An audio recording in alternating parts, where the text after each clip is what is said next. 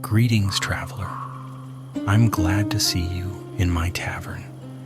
Here you may rest after a hard road, drink a mug of good ale, and listen to an old, honest witcher's tale, one that smells of smoke, winding roads, and silver coins." The road through Velen was a ribbon of mud and fog.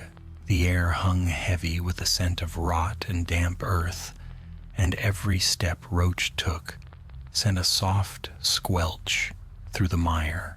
Geralt of Rivia rode in silence, his pale hair slick with rain, his cat-like eyes scanning the road ahead. The wind carried the cry of a raven and the faint chime of something metallic, perhaps a bit of armor rusting where some unlucky soul had fallen years ago. By the time he reached the hamlet of Bogdan, dusk had sunk its claws into the world. The village crouched on the edge of the swamp, like a wounded animal, mud huts half swallowed by reeds, smoke curling thinly from one or two chimneys. Children watched him from behind fences, wide-eyed and silent. Dogs barked but didn't dare approach. Geralt dismounted before the village tavern, or what passed for one. The wooden sign above the door creaked in the wind, the painted mug on it barely visible beneath layers of grime. Inside, the air was thick with the smell of old ale and fear. A handful of peasants sat hunched over their drinks, whispering. Conversation died when the Witcher entered. He unbuckled his sword belt and hung it beside the door. The innkeep, a woman with a narrow face and soot-dark hands, wiped her palms on her apron and approached. "Evening, stranger," she said cautiously. "Not often we get travelers through Bogdan. Roads bad, swamps worse." Geralt's tone was even, almost indifferent. "I'm looking for work."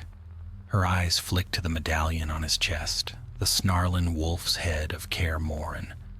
"Ah, you'll be wanting to talk to Elder Mirko then.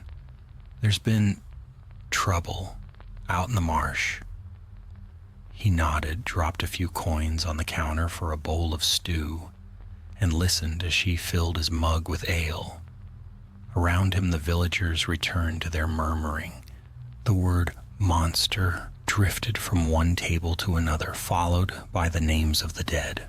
By the time the elder arrived, a thin, gray-bearded man with eyes like bog water, Geralt had heard enough to suspect this wasn't a simple drowner's problem. The corpses, they said, were found hanging in the trees, their skin marked with strange symbols. Sometimes the bodies were missing their hearts. "Folk call it the swamp devil," Mirko said, lowering himself opposite Geralt. "Been taking people for near a month now. Hunters, woodcutters, travelers. Even the war refugees steer clear of Bogdan. If it goes on like this, we'll all starve come spring." Geralt stirred the stew absently with his spoon. "What do you know about it? Anyone seen it clearly?" "No one that's lived," the elder said grimly. "But old Vaska swears she saw it once. Said it weren't human. Tall as a tree, black as pitch, with eyes like green fire. Said the roots moved under its feet like snakes." That drew a faint lift of the Witcher's brow. "Sounds like a leshen." The villagers crossed themselves. Someone spat on the floor. "Leshens don't usually haunt swamps," Geralt went on, thoughtful. "Forests, yes. Sacred groves, hunting grounds. They bind themselves to beasts and trees. But a swamp," he shook his head, "odd. Can you kill it?" the elder asked quietly. Geralt's gaze was steady. "If it bleeds, I can kill it, but Leshens aren't just beasts. They're bound to a place, to something living, a totem. Destroy the totem, break the bond. We'll pay what we can," the elder said quickly. "Coin's scarce, but we've some grain, 2 hens, maybe a goat." Geralt raised a hand. "Save it," I'll take the coin, all of it. The elder hesitated, then nodded. 100 crowns if you rid us of it. Agreed, Geralt said. He stood, fastened his swords, and glanced at the window where night pressed thickly against the glass. I'll start at dawn. When he stepped outside, the fog had thickened. The swamp beyond the village was an endless gray expanse, whispering with unseen life.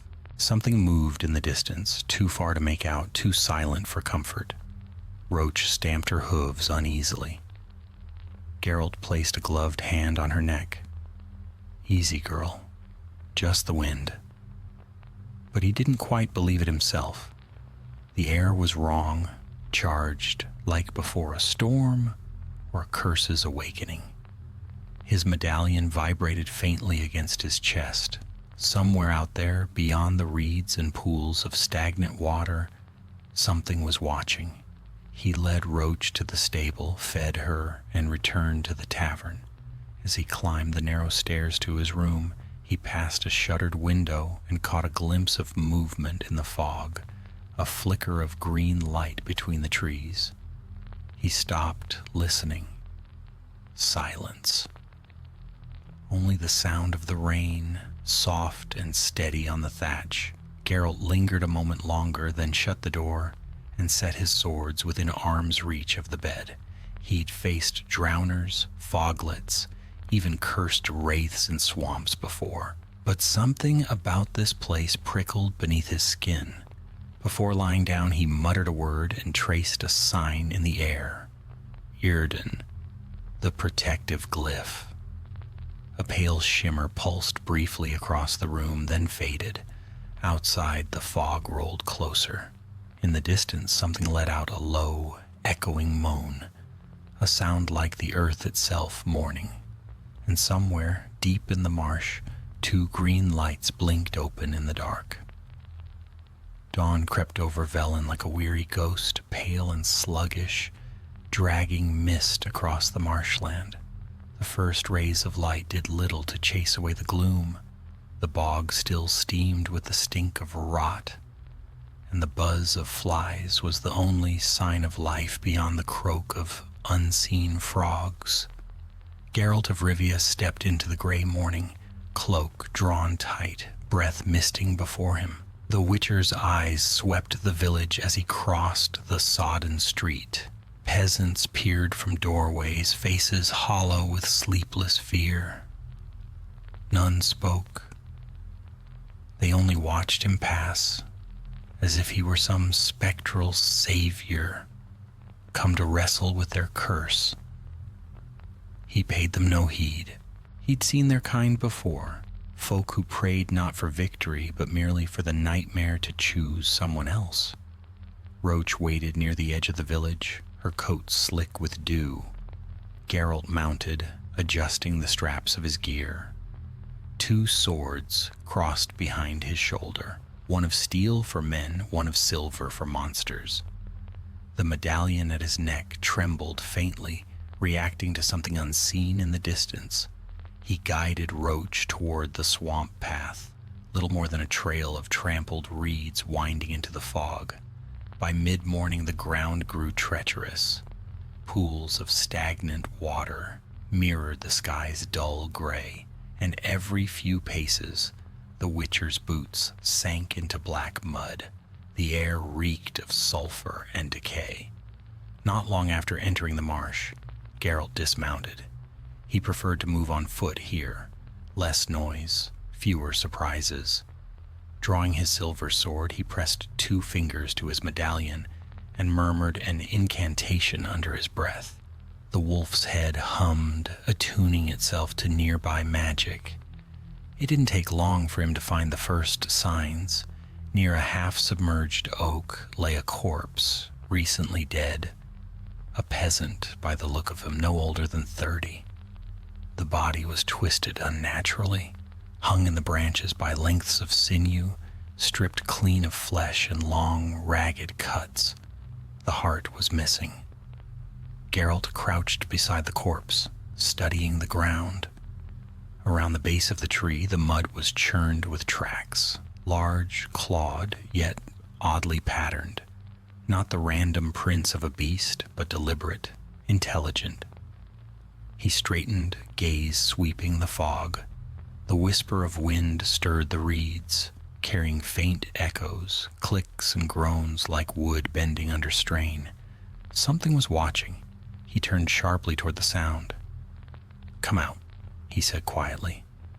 No answer, only a ripple through the mist. Then silence again. Geralt exhaled through his nose. "Fine." He reached into his pouch, drew a pinch of powdered dameridium, and tossed it into the air. The dust shimmered faintly, revealing traces of magical residue, greenish motes swirling like sparks before fading. A Leshen's magic, unmistakably, but distorted, corrupted somehow, stronger than usual. As he pondered, a branch cracked behind him. Geralt spun, sword flashing up. Out of the fog stumbled a man, bent, bearded, his face marked with grime and fear. He carried a bundle of herbs and a crooked staff. "Easy," the man wheezed, raising a trembling hand. "I mean no harm, Witcher. I heard the steel singing and thought the devil had come for me." Geralt lowered his blade slightly but didn't sheath it. "You're far from the village. Who are you?" "Name's Radko," the man said, setting his bundle down. "Herbalist by trade. Been living out here these 10 years since the war took my home. I tend the sick in Bogdan now and then. Heard tell you came to hunt the thing in the marsh." "I did." Radko nodded grimly. "Then you'll want to know. This ain't no ordinary Leshen. I've seen what it leaves behind. The trees twist where it walks, and the water turns black. Sometimes I hear it whispering in the fog, calling names that died long ago." "Leshen binds itself to a totem," Geralt said. "Usually a tree, stone, or beast skull. Destroy the totem, break the creature's link to the land. Have you seen anything like that?"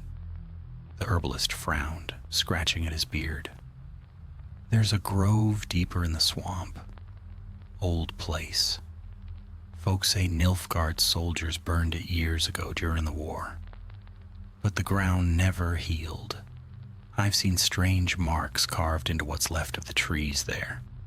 Could be what you're looking for." Geralt considered this. "Show me." Radko hesitated. "I'll take you part of the way. No further. The Leshen guards that grove like a wolf, guards its den." "That'll do." They set off together, the herbalist leading with uncertain steps, the Witcher moving silent as shadow behind him. As they went, the swamp seemed to close around them, reeds whispering secrets, the water stirring though no wind blew. Once, Radko froze, pointing toward a distant shape, half hidden by mist. It was a stag, or what had once been one. Now its antlers were blackened and fused with roots, its body suspended from a tree by vines. The Witcher's medallion thrummed violently. "Totems," Geralt murmured, "but not the true one." Radko's face had gone pale. "Let's move, please." They reached a small rise of dry ground where a ruined shrine stood. The stones were cracked and moss-covered, the carved sun of the eternal fire eroded by years of neglect. Beneath it, faintly visible, lay the remains of a man in Nilfgaardian armor, half buried in the mud. Radko's voice trembled. "That's been there since the war. They say he killed a spirit here. Some forest goddess the locals worshipped. After that, the land went bad, cattle died, the swamp grew, and, well, the monster came." Geralt crouched, brushing mud from the soldier's breastplate. The insignia was still visible, an officer's rank. A cursed soul, perhaps. Could be the Leshen's origin. The curse binds spirit and corpse alike. He stood, eyes narrowing toward the deeper mists. "Stay here. Radko opened his mouth to protest, but the Witcher was already gone, vanishing into the reeds. For nearly an hour, Geralt moved through the swamp, tracing the pull of magic. The whispers grew louder, a low chorus rising from the trees. Then he saw it, the heart of the curse. A massive oak stood alone in a clearing, its trunk split and blackened as though by lightning. From its branches hung bones and fetishes, woven from hair and sinew. At its base lay a circle of carved stones, pulsing faintly with green light. Geralt stepped closer, sword drawn. The medallion at his throat shuddered violently. He could feel it, something vast and ancient, coiled within the air. And then, from the mist, it came. The Leshen emerged silently, towering over him, its antlered skull glistening with moss and gore. Its limbs were thin as branches, yet strong as iron. Green fire burned in its hollow eyes. It moved with terrible grace, roots twisting beneath its feet. Geralt raised his sword. "So we meet." The creature's head tilted as if studying him. Then it spoke, not in words, but in a chorus of rustling leaves and breaking wood, a sound that seemed to come from the forest itself. The Witcher's pulse steadied. His hand tightened on the hilt. "Fine," he muttered. "Let's begin." And with that, the swamp erupted into chaos. Roots lashing, mist swirling, steel flashing against the dark heart of Velen. The creature struck first. The earth beneath Geralt's feet convulsed, roots bursting from the ground like serpents. He leapt aside, rolling through the mud, silver flashing in a quick, sure arc. The nearest tendril split apart with a wet crack, sap spilling like blood. The Leshen shrieked, a sound that shook the trees and sent crows screaming into the air. Geralt rose, breathing steadily. He drew the sign of Igni in the air, and a stream of flame burst forth, cutting through the mist. The fire caught the edge of the Leshen's cloak of moss and twigs, blackening it, but the creature did not burn. It only howled louder, summoning a gust of wind that scattered the Witcher's flames and sent shards of bark slicing past his face. Steel alone would not suffice. Geralt knew this well. A Leshen was no dumb beast. It was a spirit bound to earth and death, to ancient oaths long forgotten. It did not fight for blood, but to defend its claim. He circled, careful to keep distance between them. The creature's long claws scraped against stone, sparks flickering where they touched. It moved with the patience of something that had seen centuries pass and had no fear of time or man. Geralt lunged, silver cutting through the air. The blade met resistance, bone or wood, he could not tell, and then the creature struck back, sending him crashing against a half-rotten log. Pain lanced through his ribs. He spat mud, rolling just in time as a claw raked through the space where his head had been. A lesser man would have fled. Geralt pressed on. He threw a dimeritium bomb. It burst in a flash of silver light, its fumes stripping the air of magic. The Leshen recoiled, shrieking as its power faltered. For a heartbeat the swamp grew still, the whispering voices falling silent. Geralt rose, struck twice, and the silver blade sank deep into the creature's side. Black ichor spilled forth, hissing as it touched the wet earth. The Leshen staggered, but it did not fall. Instead, it placed one gnarled hand upon the ground. The swamp answered. Roots exploded outward, wrapping around Geralt's legs and dragging him down into the muck. He fought them with the Ard sign, the blast shattering the nearest roots and throwing him free, but the effort left his lungs burning. The Leshen advanced, towering, terrible, its eyes twin lanterns of green flame. Geralt's mind raced. This was not an ordinary bond. Something stronger held this spirit here. Some curse older than the war. He needed to break the connection, destroy the heart, not just the body. Totem, he muttered under his breath, scanning the clearing. His eyes found it, the circle of carved stones beneath the oak, still pulsing faintly with light. He dashed toward it, ignoring the claws that slashed behind him. The air filled with the crackle of dark energy, a rising hum that pressed against his skull. Each step felt heavier than the last, as if the marsh itself fought to hold him back. Reaching the circle, he swung his sword in a single clean arc. The nearest stone split apart, its glow dying instantly. The Leshen roared, a cry of fury and pain that made the trees tremble.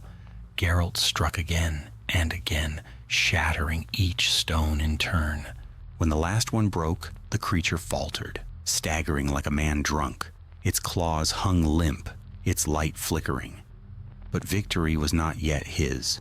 From the ground beneath the oak rose a figure, spectral, half-formed, a man in Nilfgaardian armor, his face twisted in agony. Geralt froze. The apparition's voice came not as sound but as a memory, seeping into his mind. Mercy.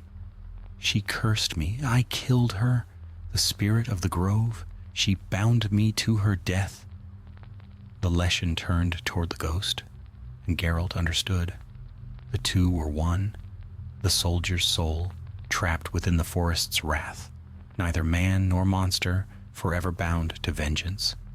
He sheathed his sword and drew a vial from his belt, moondust, the bane of cursed spirits.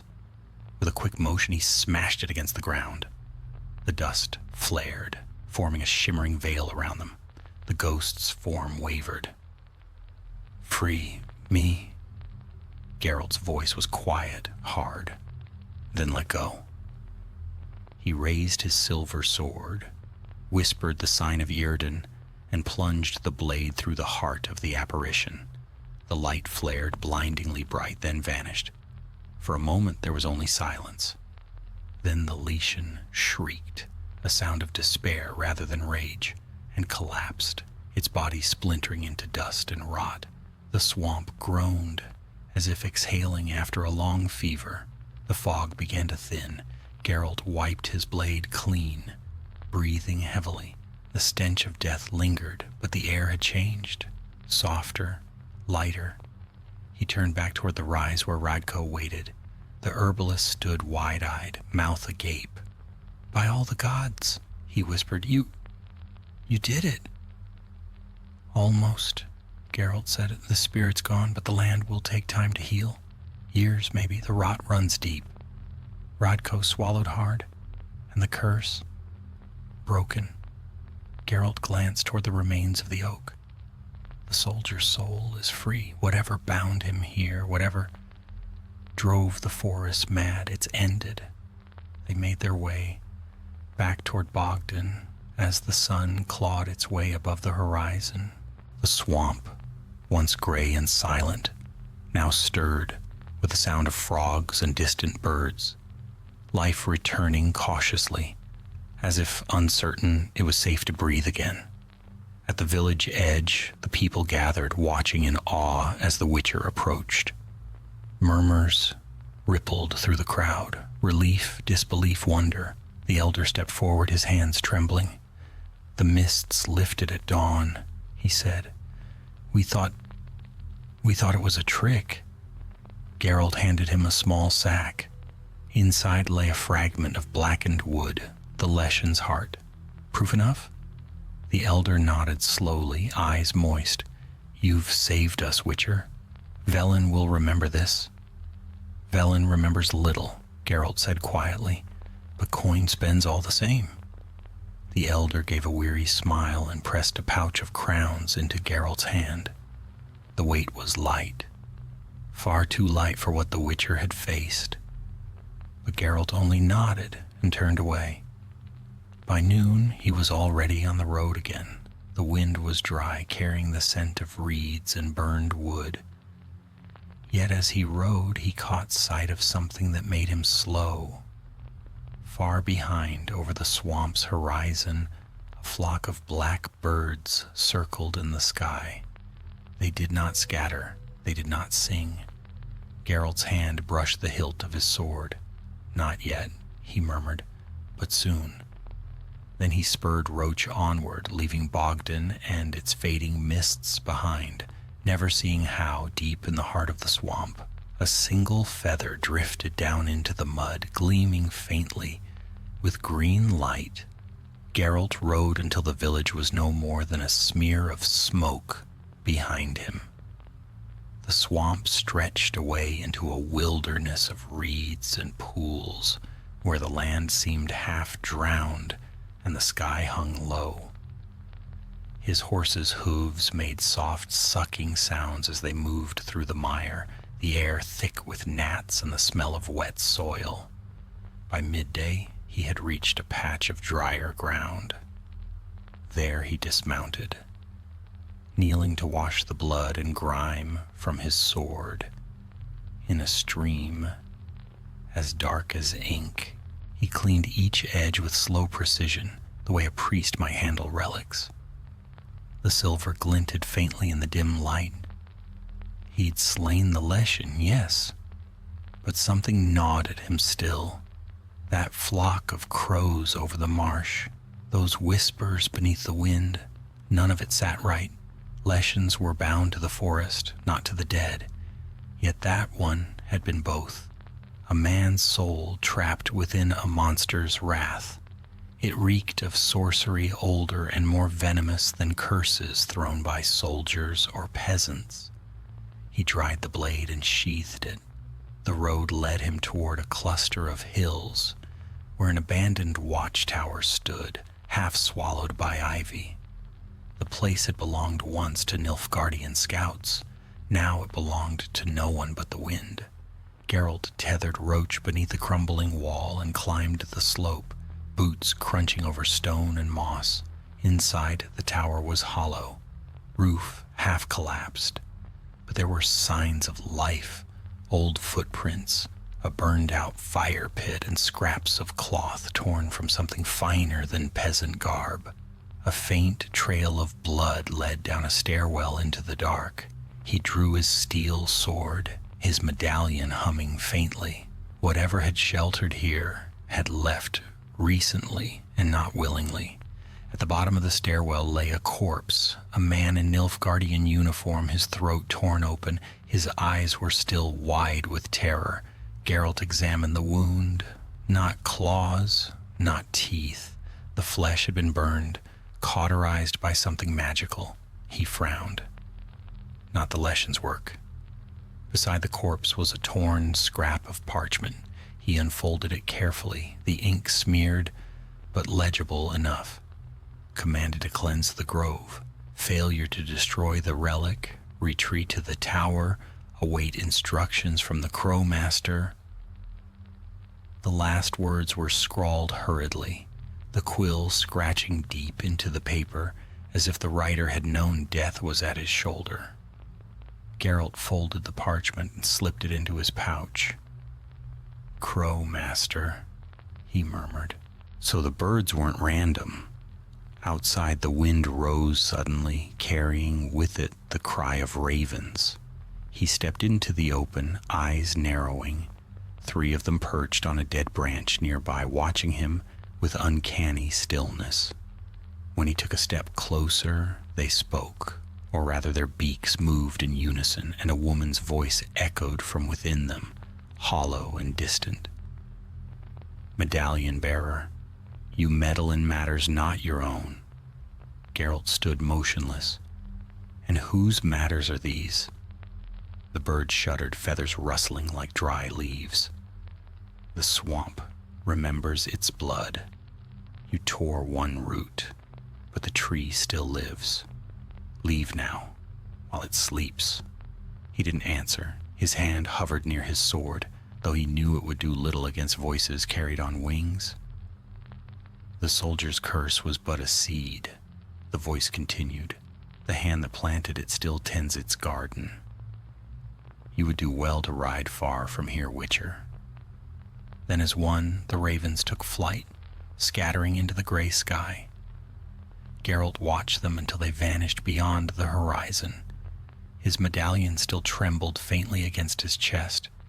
He exhaled slowly, rubbing at the scar across his neck, a habit born of thought, not pain. Crowmaster, he repeated softly. If there was a puppeteer behind the Leshen's curse, he had no intention of leaving Velen yet. He would find whoever dared to play with death and forest spirits alike. That night he made camp near the ruins of a fallen bridge. The stars were hidden behind a ceiling of clouds, and the only light came from his small fire. He roasted strips of dried meat and drank from his flask.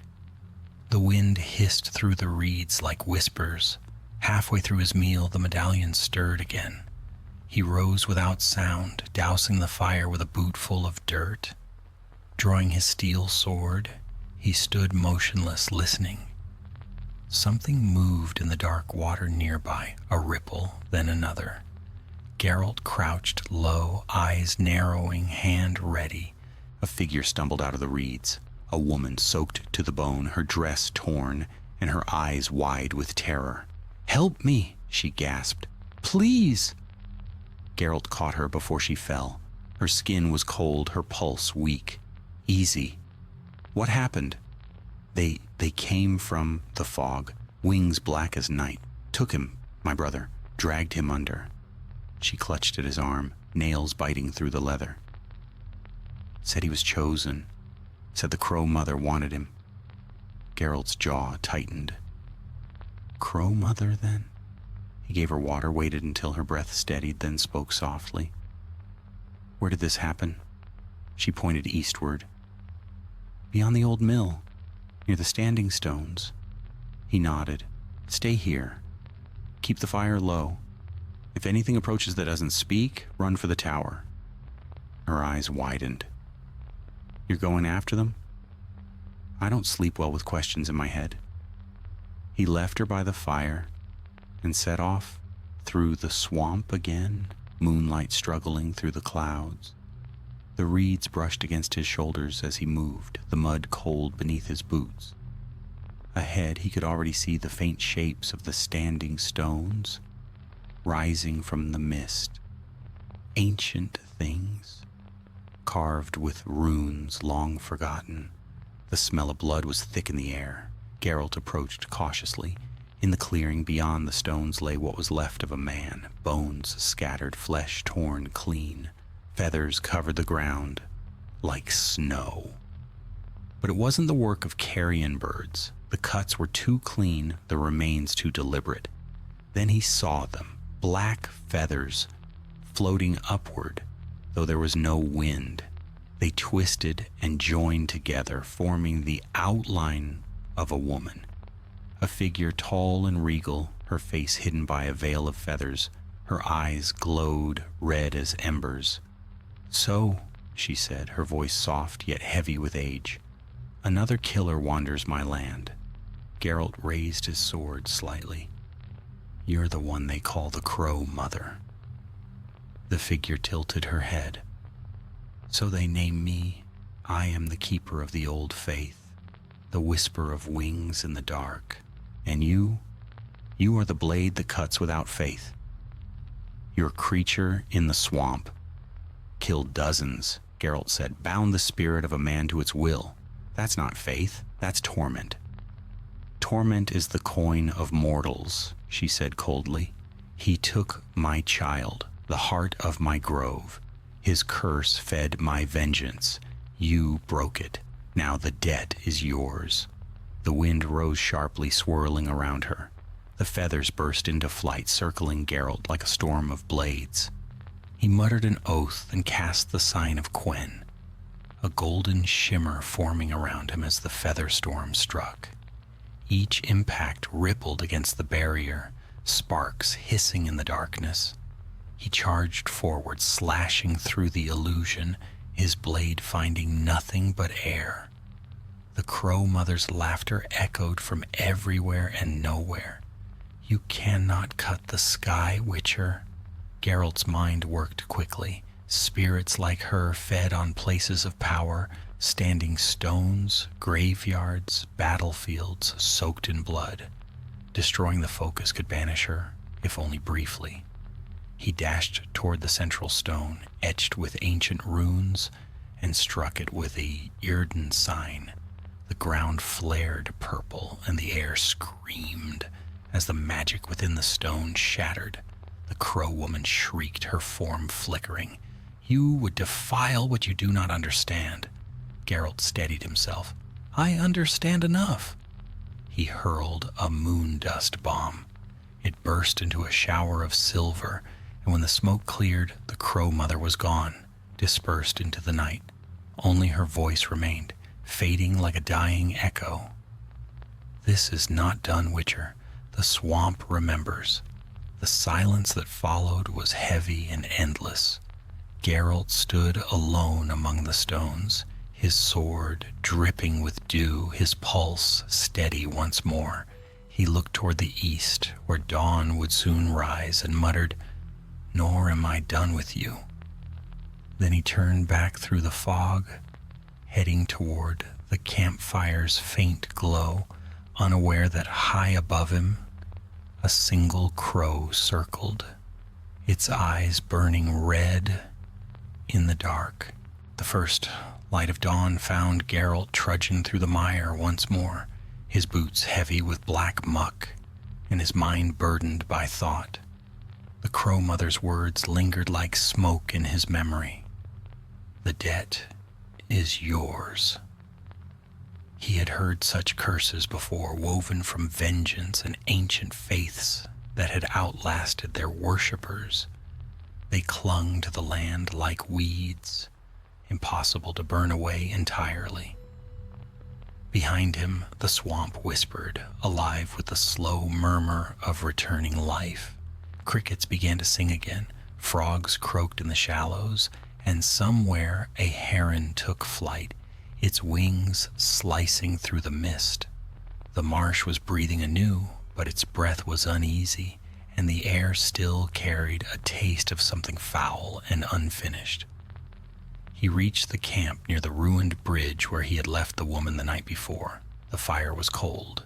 Her tracks were scattered and frantic.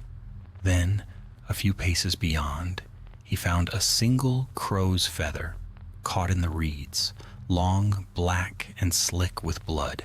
Geralt crouched, turning the feather in his fingers. "Damn," he muttered. She hadn't stayed put. Whether taken or lured, she was gone.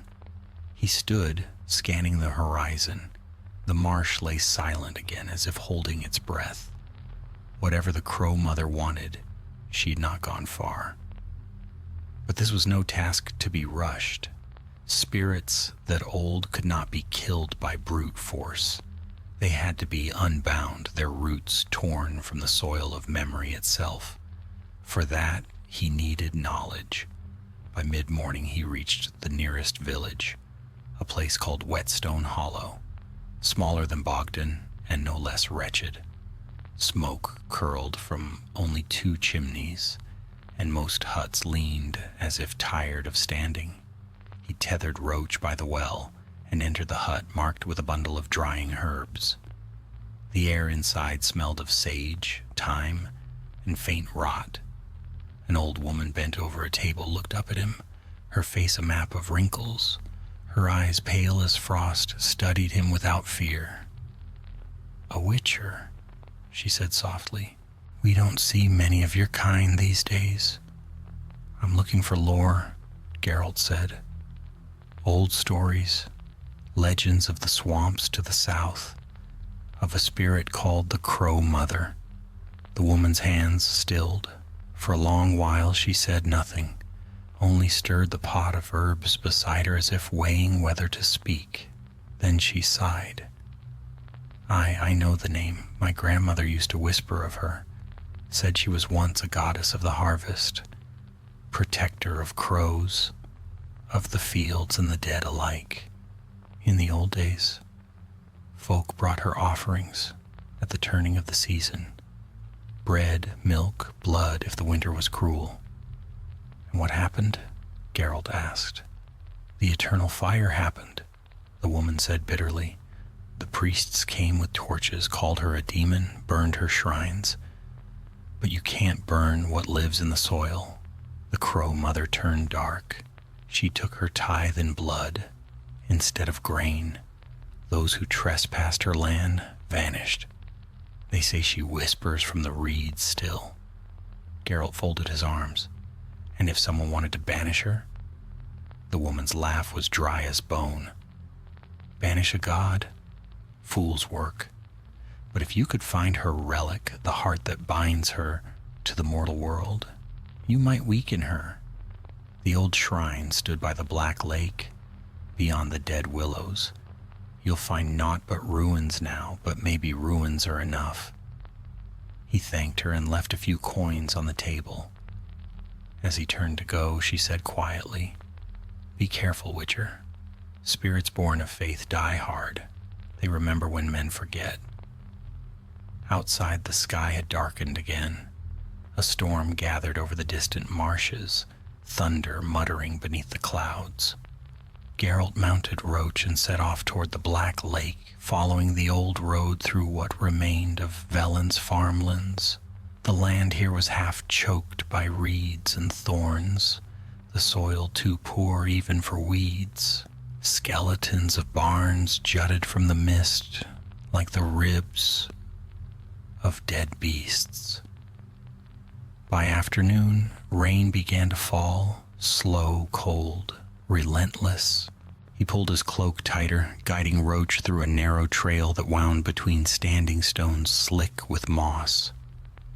Each stone bore carved marks, scratches that might once have been runes. He recognized them vaguely, signs of binding, of sacrifice, of oaths broken and remade.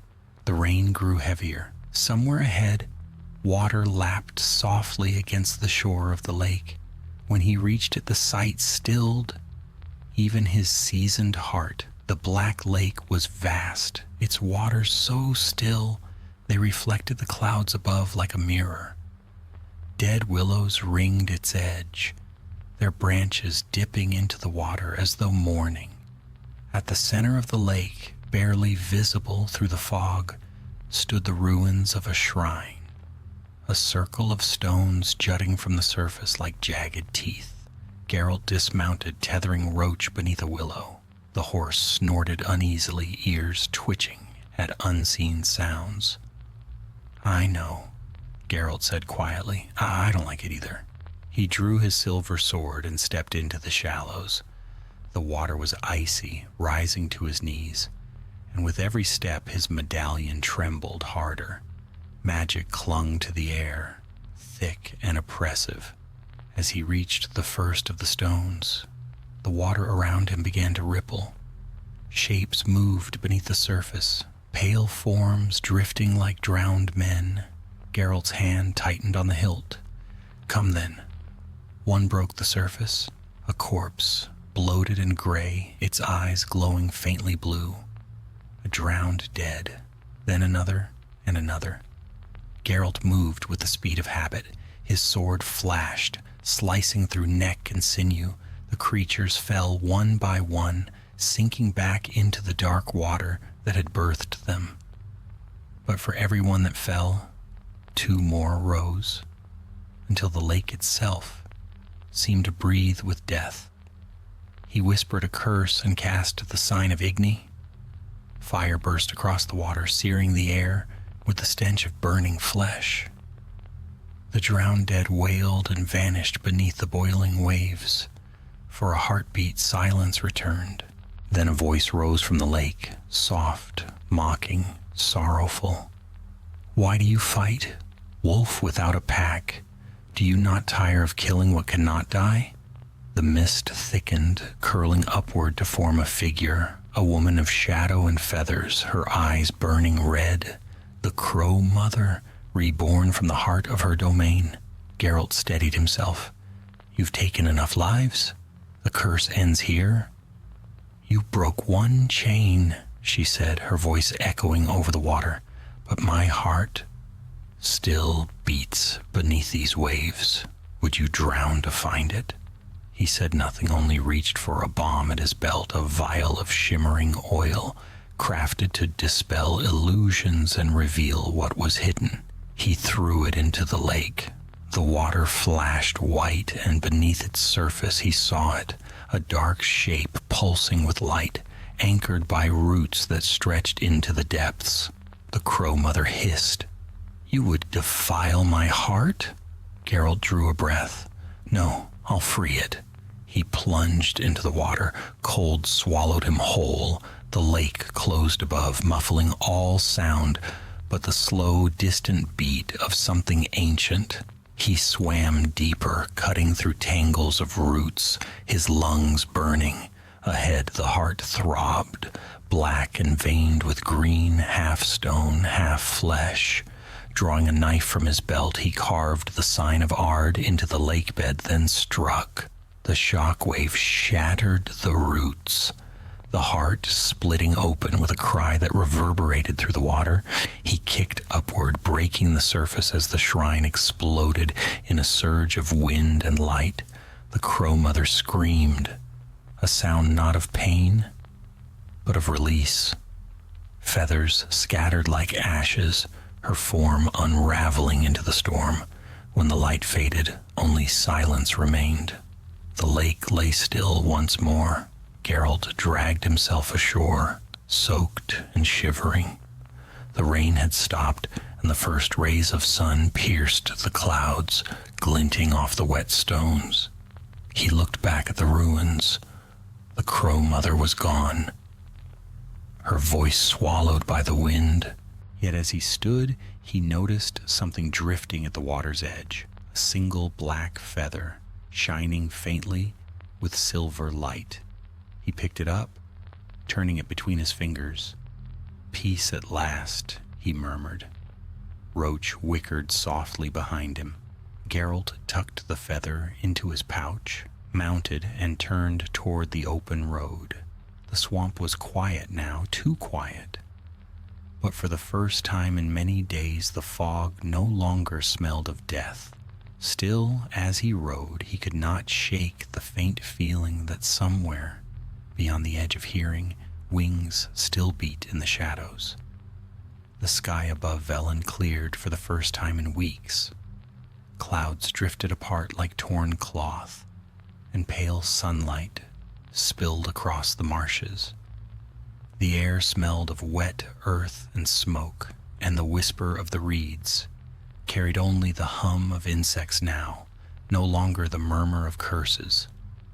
Geralt rode slowly along the edge of the black lake, Roach's hooves splashing softly through the shallows.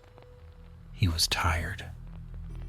Every muscle ached from the struggle with the Crow Mother's spirit, and his mind still echoed with the memory of her voice, the grief and fury of something that had once been divine, twisted by men's cruelty.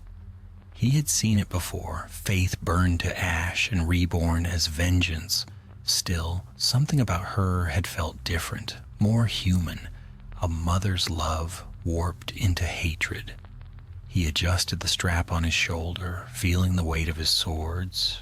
The medallion at his neck hung quiet at last, though now and then it quivered faintly, as if remembering. By noon he reached firmer ground where the swamp thinned into low meadows. A road cut through the reeds, and a wooden sign leaned crookedly beside it. To Heatherton, 3 miles. Geralt dismounted and walked for a while beside Roach, letting her graze on patches of wild grass. His boots left shallow prints in the damp soil. The silence around him was uneasy.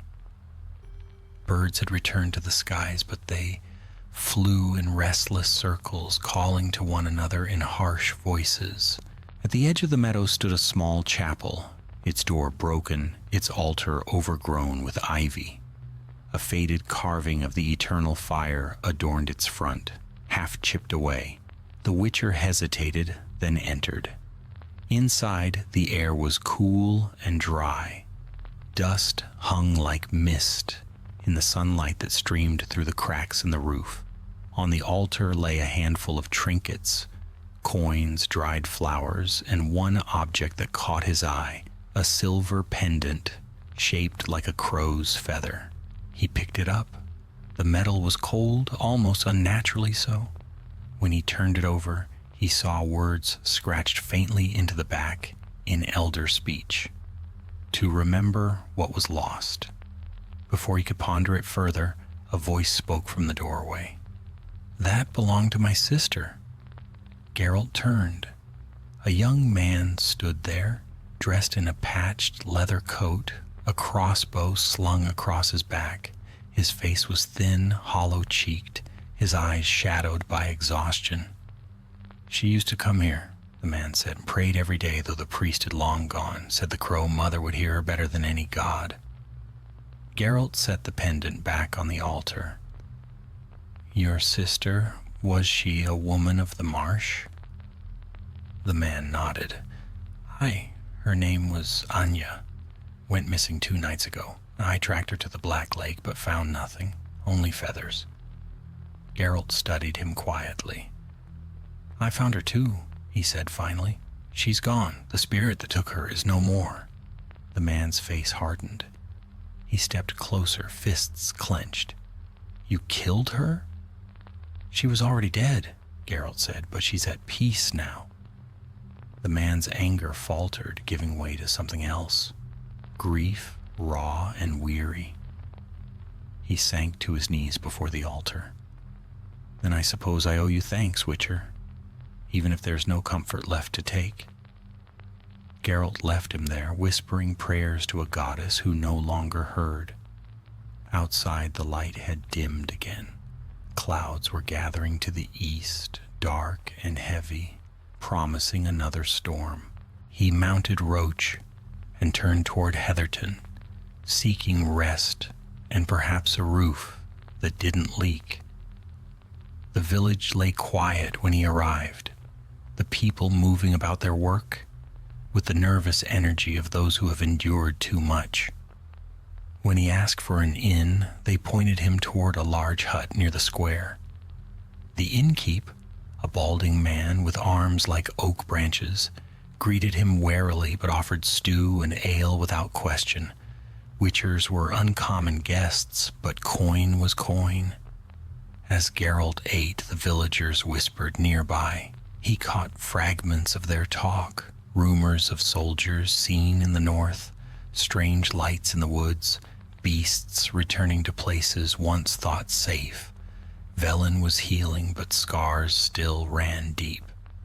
When he finished, he asked the innkeep, You heard of anyone calling themselves the Crow Master? The man frowned. Crow Master? Can't say I have. But travelers from the west spoke of someone by that name, sorcerer maybe. Keeps company with ravens. Lives in the ruins of Dunlorn Keep. Geralt nodded. Where's that? Half a day's ride through the moors, but it's cursed ground. Even the scavengers avoid it. The Witcher smiled faintly. Cursed ground's my trade. He paid for a room, slept briefly, and before dawn set out again. The road to Dunlorn wound through wild country, where fog clung to the lowlands and every shadow seemed alive. The ruins came into view by midday, a fortress once proud, now little more than broken towers jutting from the hills. Ravens circled endlessly above, their cries echoing over the moors. Geralt dismounted at the gate.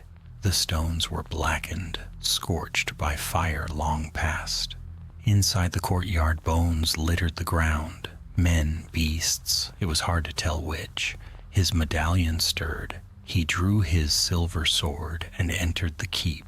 The air within was cold, though no wind touched the place.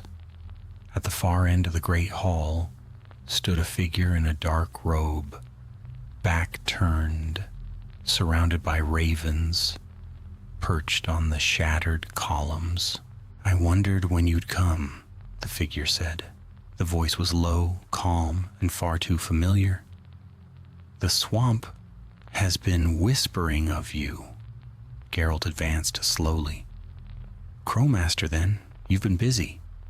The figure turned. Beneath the hood was a pale face marked by thin black lines running from the eyes down to the jaw, like tears of ink. His eyes were gray, sharp, and full of a cold amusement. I warned you, the man said. The Crow Mother was not yours to slay. She was bound to my will. Her power was to serve a greater design. Geralt's tone was even. And that design would be? To cleanse this land, the sorcerer replied, spreading his arms. Velen rots with the corpses of war. I would feed it to the old gods and let new life rise from the carrion. The Crow Mother was my seed of rebirth. You've spoiled it. Geralt's grip tightened on his sword. You think death breeds life? Death is renewal, the Crowmaster said.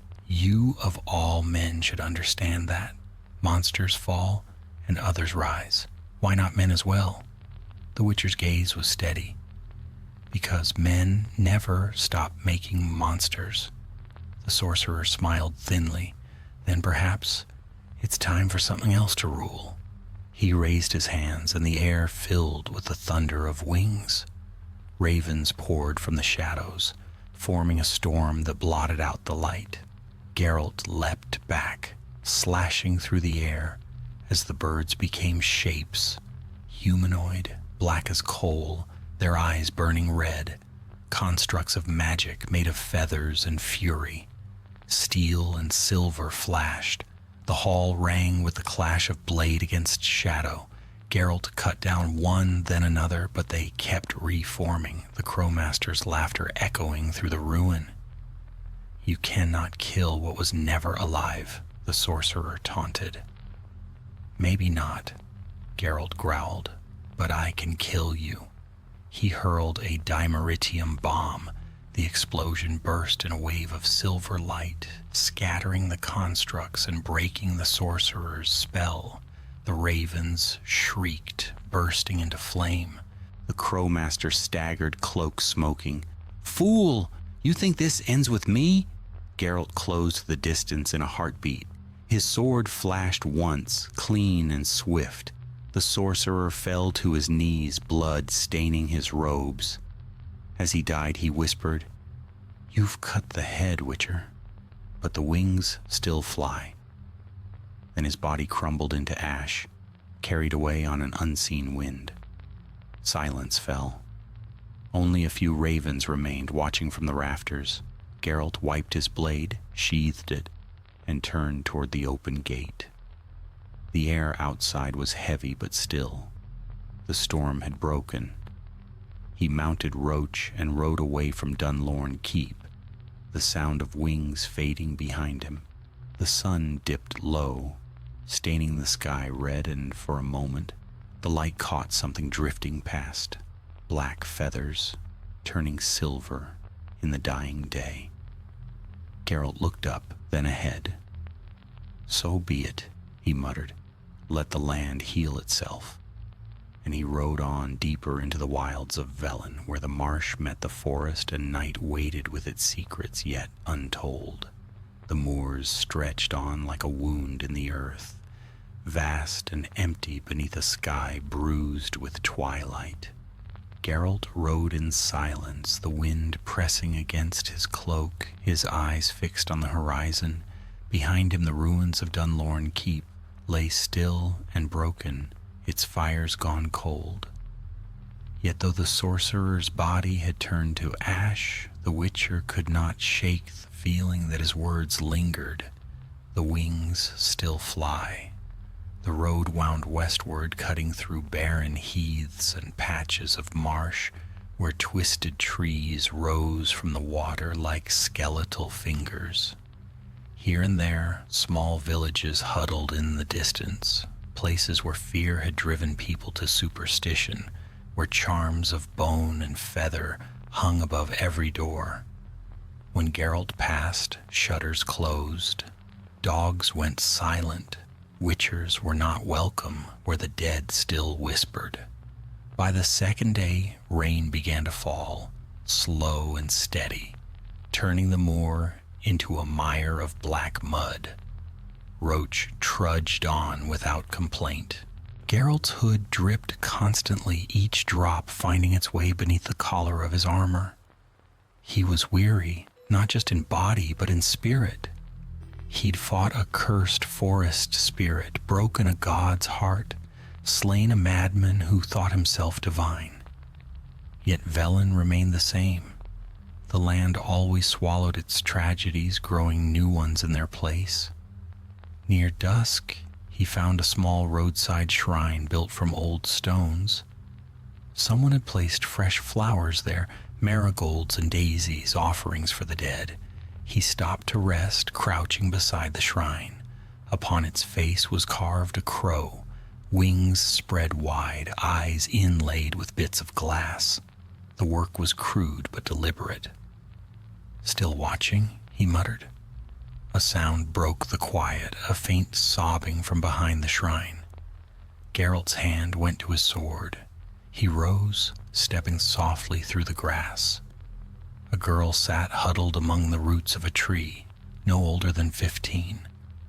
Her dress was torn, her feet bare and muddied. She started when she saw him, eyes wide as coins. "Easy," Geralt said, lowering his hand. "I won't harm you."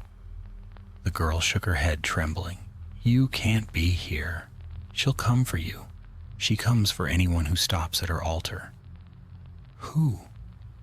"The Crow Lady," the girl whispered. "She feeds on prayers. When the people stopped bringing her bread and blood, she sent her birds to take it instead." Geralt studied her closely. "You've seen her?" The girl nodded. "She took my brother 3 nights ago. Said his soul would feed the fields." He sighed quietly. "And you stayed here, hoping she'd take you too." "I've got nowhere else to go," the girl murmured. "The war took the rest. Maybe she'll give me back my family." The Witcher's gaze softened, but his voice remained steady. "Gods don't give back what they take. They only trade. Come on, I'll get you to safety." But the girl drew back, shaking her head violently. "You don't understand. She owns this land. Even if you ride away, she'll follow." Geralt's medallion trembled then, faint but certain. He turned his head, scanning the sky. In the dying light, black shapes circled high above, ravens, dozens of them moving in perfect unison. "Stay behind me," he said. The air thickened with the scent of rain and iron. The birds descended, swirling into a funnel of feathers and shadow. From their midst a shape emerged, tall, robed, its face hidden beneath a hood of black plumes. Not the Crow Mother. No, this one was smaller, less divine, yet her presence was no less chilling. Geralt stepped forward. "Another servant of your dead mistress?" The figure laughed softly. "Not servant, successor. The Crow Mother's spirit needed a vessel. The old one burned away, the new one waits." The voice was feminine, low and cold. When she lifted her hood, Geralt saw a face both human and not, skin pale as moonlight, eyes black as pools of ink, veins tracing delicate lines like feathers across her cheeks. The Witcher tightened his grip on his sword. The Crow Master's work, then. "He was but the herald," she said. "The seed needed soil.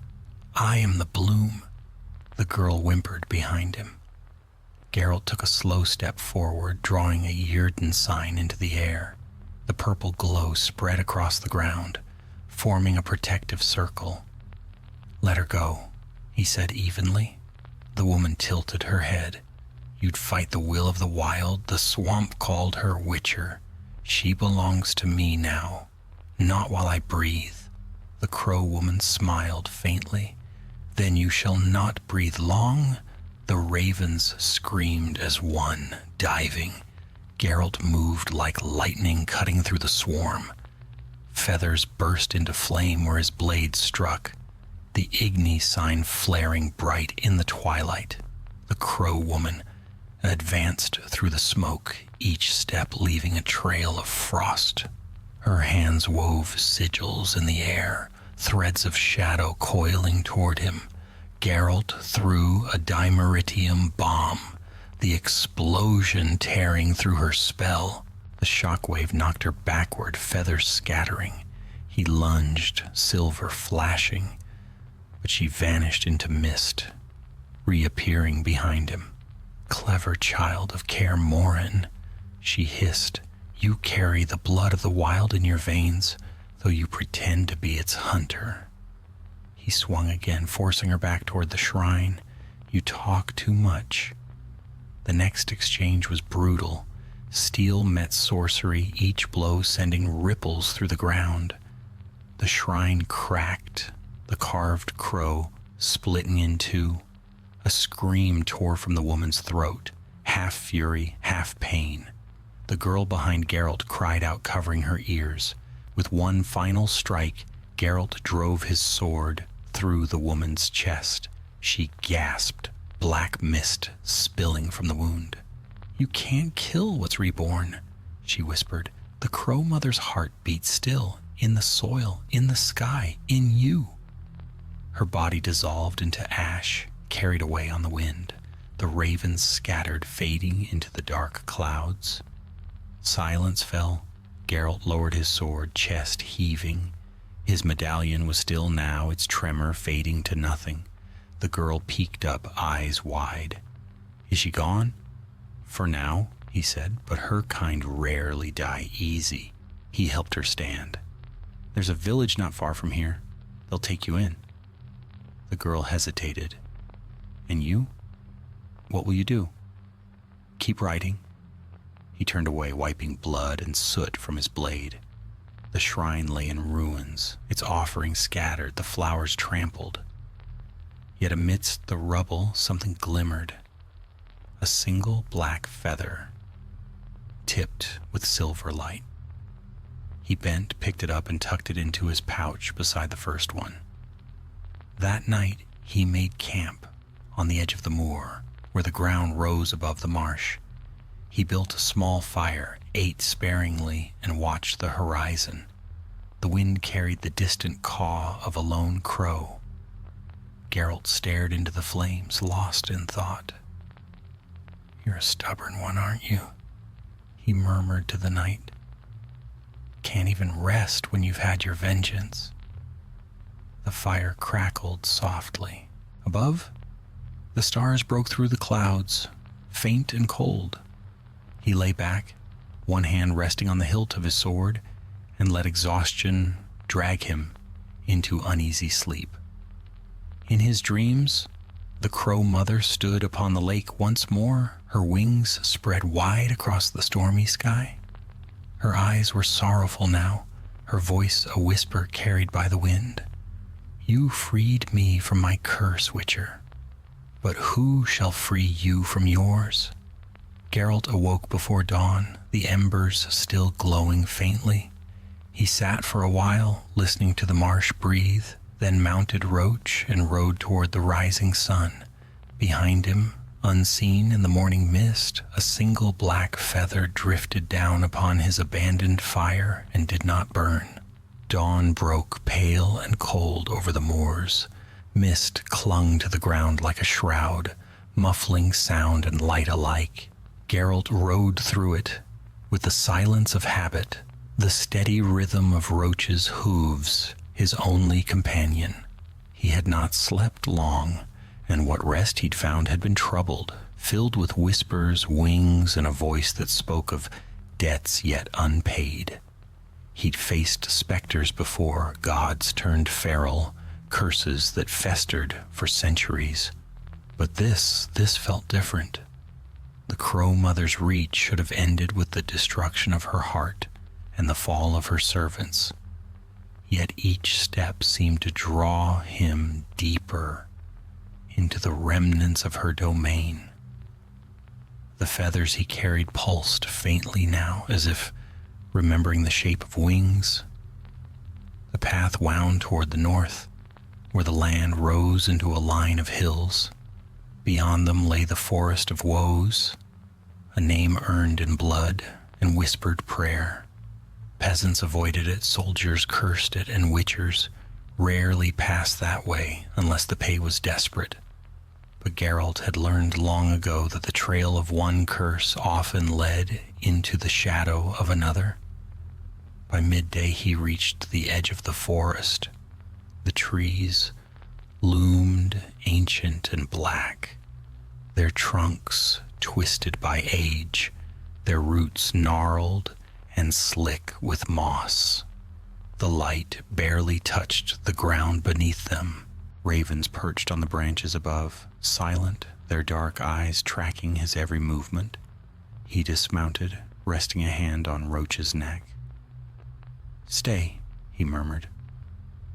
"If I'm not back by dusk, head south." The mare snorted, as if unimpressed by the notion. Geralt gave her a faint smile and stepped into the gloom. The forest closed around him at once, the air heavy and damp. His medallion quivered, a faint vibration that never quite stopped. There was magic here, old and unclean. The ground was littered with bones, both beast and man half buried in the roots. He followed a narrow trail deeper in, guided by instinct more than sight. The smell of rot thickened, mingled with the faint scent of herbs, sage, lavender, and something bitter beneath it, a witch's perfume. He wasn't surprised when a voice came from the shadows. "You walk far from the paths of men, Witcher." He turned his head slightly. A woman stood between two trees, cloaked in gray. Her face was pale, her hair the color of winter straw, her eyes sharp and unafraid. She leaned on a staff carved from black wood. "You're no peasant," Geralt said. "No," she answered, "not anymore. Once I was a healer in these woods. Now I keep watch over what remains." "Then perhaps you can tell me what remains," he said. The woman's gaze drifted upward to where the ravens watched. "When the Crow Mother died, something broke in the balance. Her power didn't fade, it scattered, took root in places where blood had been spilled. The forest remembers her songs. The beasts hear her voice in their dreams." Geralt frowned. "You speak as if she still lives." "In a way she does," the woman said softly. "Death is not an end for the old powers. You cut her down, yes, but the soil drank her memory. Now it grows in other forms. I feel it in the roots, in the wind. She seeks a vessel." Geralt's hand went to the pouch at his belt. The feathers inside were warm to the touch. "Then she's already found one?" The woman's eyes narrowed. "You carry pieces of her, foolish witcher. You walk with her heart in your pocket." Before he could speak, a tremor ran through the ground. The trees shuddered, their branches rattling like bones. Ravens screamed overhead, bursting into flight. The woman's expression turned grim. "She comes?" A cold wind tore through the forest, carrying with it the rustle of wings and the echo of distant laughter. Geralt drew his silver sword, its edge catching the faint light that filtered through the leaves. Shadows thickened between the trees, and from them stepped shapes, half human, half bird, their eyes burning green. "Corvian thralls," the woman said, "servants born of her breath." They moved fast. The first lunged, claws flashing. Geralt met it with a clean, fluid strike, silver cutting through flesh and feathers alike. Another came from behind. He turned, parried, and drove the blade upward through its chest. The creatures shrieked, their blood black and oily, hissing where it touched the ground. But for each one that fell, more emerged, crawling from the shadows, their forms endless as the forest itself. The Witcher drew the sign of Igni, unleashing a blast of flame that swept through the clearing. Fire roared, consuming the thralls in a storm of smoke and ash. When the flames died, only silence remained, and the faint sound of wings beating far above. The woman was gone. In her place lay her staff, split in two. The ground around it was scorched black, as if something immense had burned through. Geralt sheathed his sword slowly. So be it. He followed the trail of feathers deeper into the forest. The light dimmed until it was little more than twilight. He passed ruins, stone arches, and half-buried idols, their faces worn smooth by time. The air grew heavy with the scent of decay.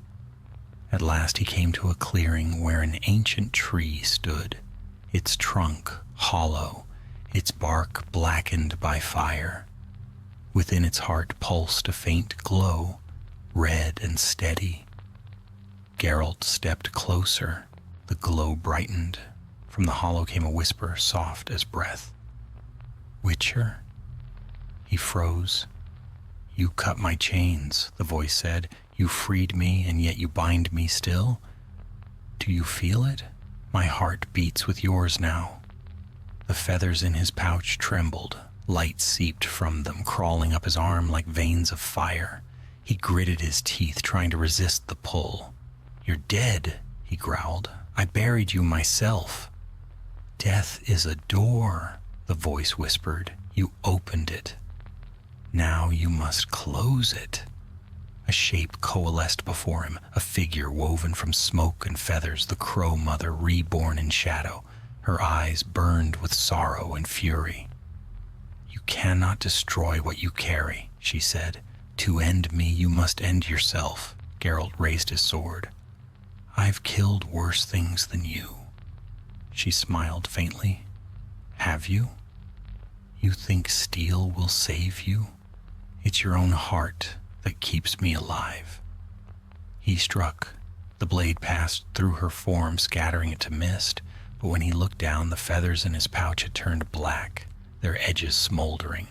Pain seared through his chest, sudden and deep. The Crow Mother's voice echoed from within him now, not from the air. "You are the vessel, Witcher. You took my fragments into your keeping. My curse, your curse, they are one." Geralt staggered, clutching at his chest. For a moment, the forest blurred. He saw flashes of memory not his own. Fields golden with grain, crows wheeling above, flames consuming shrines, a goddess screaming as her worshippers fled. He saw her grief, her endless hunger for remembrance. Then the visions faded. The clearing was empty. Only the dead tree remained, its glow gone cold. Geralt sank to one knee, breathing hard. His medallion had gone still, lifeless as stone. He unfastened it, turning it over in his hand. The wolf's head gleamed faintly in the fading light, then dulled. He rose slowly, every motion heavy. Whatever the Crow Mother had done, it was not over. She lived now in memory, in the cracks between life and death, and in him. He mounted Roach and turned back toward the open plains. The forest receded behind him, silent once more. As he rode, a raven flew overhead, solitary against the sky. It circled once, then veered east, vanishing into the light. Geralt watched it go, then whispered under his breath, "You'll not find peace through me, but I'll see this through, one way or another." The road stretched onward, empty and endless, and the wind carried with it the faintest sound, a single mournful caw fading into the distance. The wind swept low over the fields of Velen, carrying with it the smell of ash and rain. Geralt rode beneath a sky the color of iron, clouds gathering like vultures over the horizon. The world felt heavier than it had days ago, as though the very air pressed down upon him. Since leaving the forest of woes, he'd felt it, an unease, crawling just beneath the skin, whispering in his blood. The Crow Mother's voice had gone silent, yet her presence lingered, faint as breath on glass. He touched the pouch at his belt. Inside, the blackened feathers lay still. He should have cast them into fire, scattered the ashes, sealed the matter, and forgotten it. But some instinct deeper than reason stayed his hand. The Witcher's path taught him to follow signs, and every sign he'd seen since told him this tale wasn't done. The road ahead led toward a region the locals called the Tarn Lands, a desolate stretch of flooded farms and ruined villages where the scars of war had yet to heal. Refugees moved along the roadside in small, silent groups, wrapped in ragged cloaks, eyes hollow from hunger and fear. They shrank away when they saw him, muttering prayers to ward off ill luck. By nightfall, he reached a hamlet half drowned by the marsh. The place had no name, or none the people dared speak aloud. Smoke drifted from a single hearth, and the rest of the huts sagged like corpses left standing. Geralt found shelter in what remained of a barn, stabling Roach in the dry corner and lighting a small fire. He ate little, a strip of dried meat, a swallow of ale, and watched the flames dance in the dark. Outside, the wind carried a faint sound like a woman humming, soft, low, almost tender. His medallion stirred. Geralt rose, sword in hand. He stepped out into the fog. The moon hung pale above, casting a thin sheen across the marsh. The humming grew clearer, threading through the night air, a lullaby, old and sorrowful. He followed it toward the water's edge, boots sinking into the muck. A figure stood there, half hidden by reeds. A woman cloaked in white, her hair flowing long and dark. She turned as he approached, and her eyes shone silver in the moonlight. "You again," Geralt said softly. Her lips curved in something between a smile and a sigh. "You carry my heart still, Witcher. You should not wander so far from it." Geralt's jaw tightened. "You're a memory, nothing more." "Am I?" The woman tilted her head. "You feel me even now. The feathers burn in your pouch. The air bends to my will. I live where you breathe." He took a step closer, the silver of his sword catching the moonlight. "You had your vengeance. Let it end." She looked past him toward the village. "It never ends. The world feeds upon itself. Men burn what they worship and worship what they fear. My kind were gods once, but men forgot us. Now they call upon steel and sorcery, but even they will kneel again when the earth takes back what is hers." "Perhaps," Geralt said, "but not through me." He raised his sword. The Crow Mother's form flickered, her eyes dimming. For a moment she seemed almost human, frail even. "You would kill what already lives within you," she whispered. "Do that, and you will find only emptiness." Geralt struck. The blade passed through her like smoke. The woman dissolved into mist, leaving behind only the echo of her voice. "You cannot sever what is bound by choice." He stood there a long while, the fog curling around his boots, the night silent once more. When he returned to the barn, the fire had burned low and Roach stirred uneasily. Geralt lay down but did not sleep. At dawn, the sound of hooves drew him from his thoughts.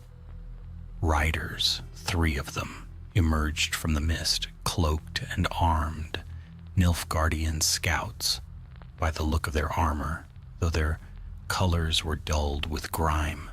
Their leader, a lean man with a scar across his cheek, dismounted and approached. "You're the Witcher they spoke of," he said, voice rough. "The one who killed the beast of the Velen swamps." Geralt said nothing. The soldier smirked. Don't look so grim, mutant. We've come with news, not quarrel. A village to the west, Lornvale. Folk there claim a plague walks among them. Black wings, dead cattle, children vanishing in their sleep. Sounds like your sort of problem. Geralt met his gaze. And you're offering coin? The soldier shrugged. We'll pay to see the thing gone. I'd sooner fight an army than another ghost. Geralt nodded once. Where? Follow the old causeway. You'll see the smoke. The man turned, swung into his saddle, and added over his shoulder, if you find it's one of ours, who brought the curse, best to forget you saw him. They rode off, leaving only the smell of horse and iron behind. Geralt packed his gear, mounted Roach, and headed west. The landscape grew bleaker still, marsh giving way to fields long abandoned, where the remnants of battle lay half buried in mud. Rusted armor, broken spears. The land remembered war, even if the men did not.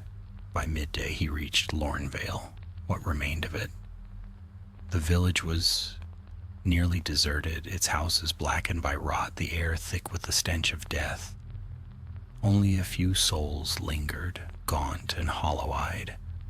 They watched from doorways as he passed. A boy approached him at the square, barefoot and shivering. You're the Witcher? I am. They said you'd come. The priest waiting. In the chapel.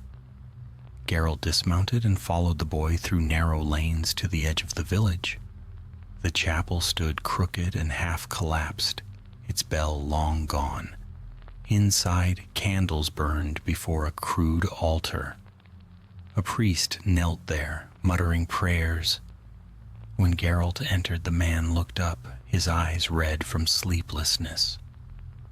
Witcher, he said hoarsely. Thank the gods. I've done all I can, but the dead won't stay buried. They rise each night, their faces black with feathers. They whisper in the children's dreams. Feathers, Geralt repeated quietly. And you've buried them near the swamp, I suppose? The priest nodded.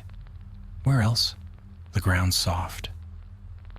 Geralt stepped to the doorway. The wind outside had changed.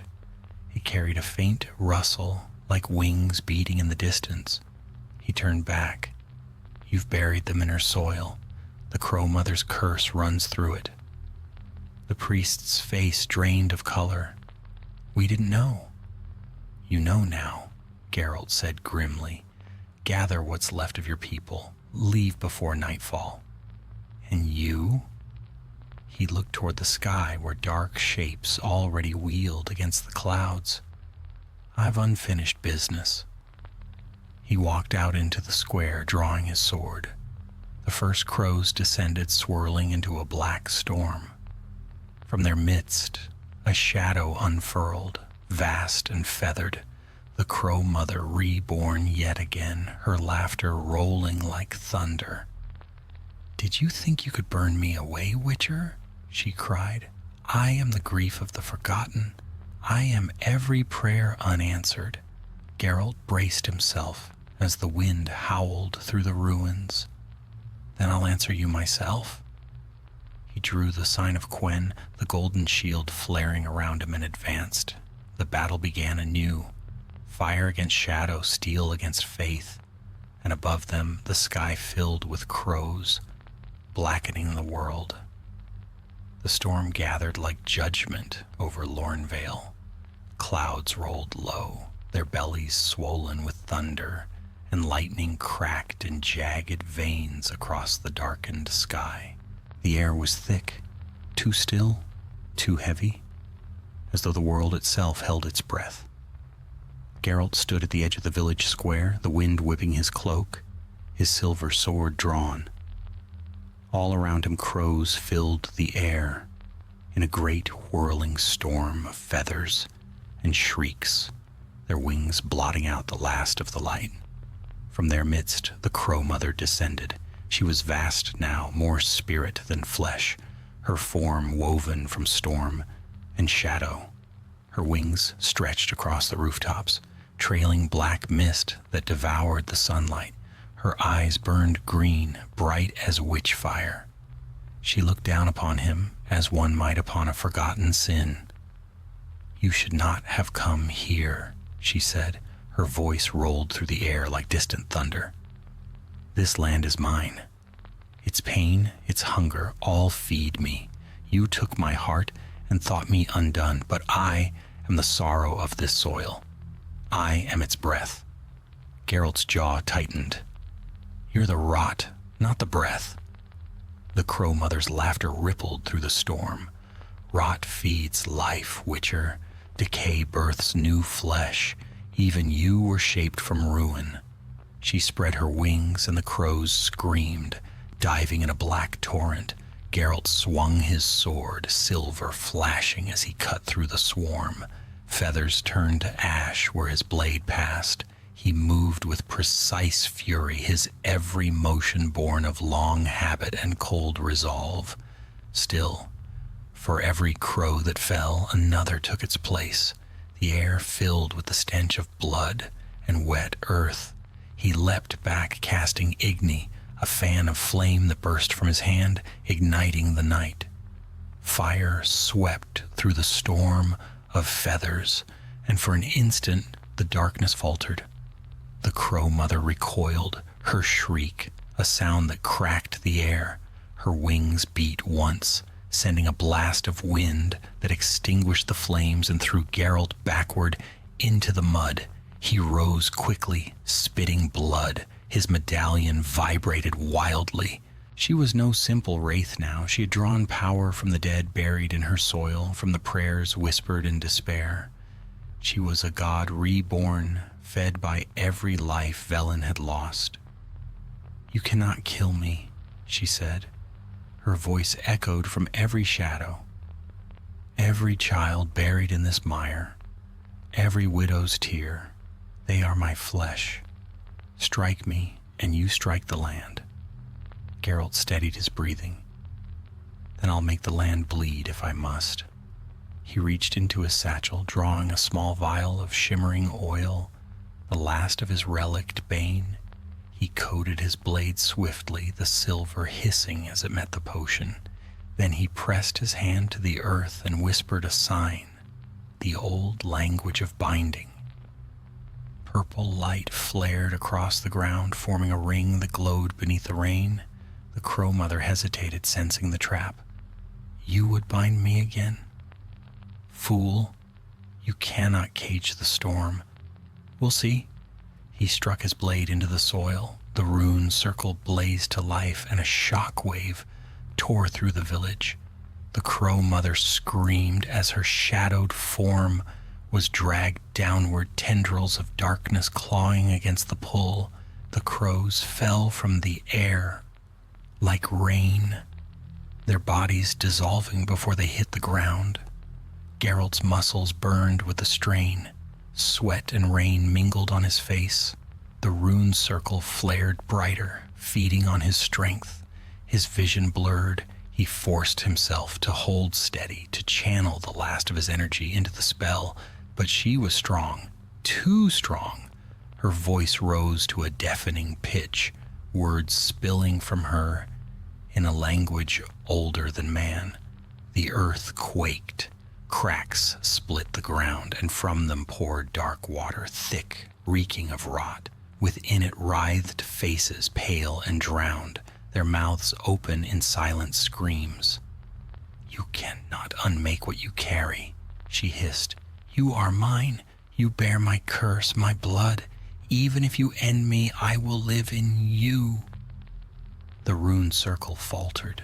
Geralt dropped to one knee. Vision dimming, he reached for the pouch at his belt.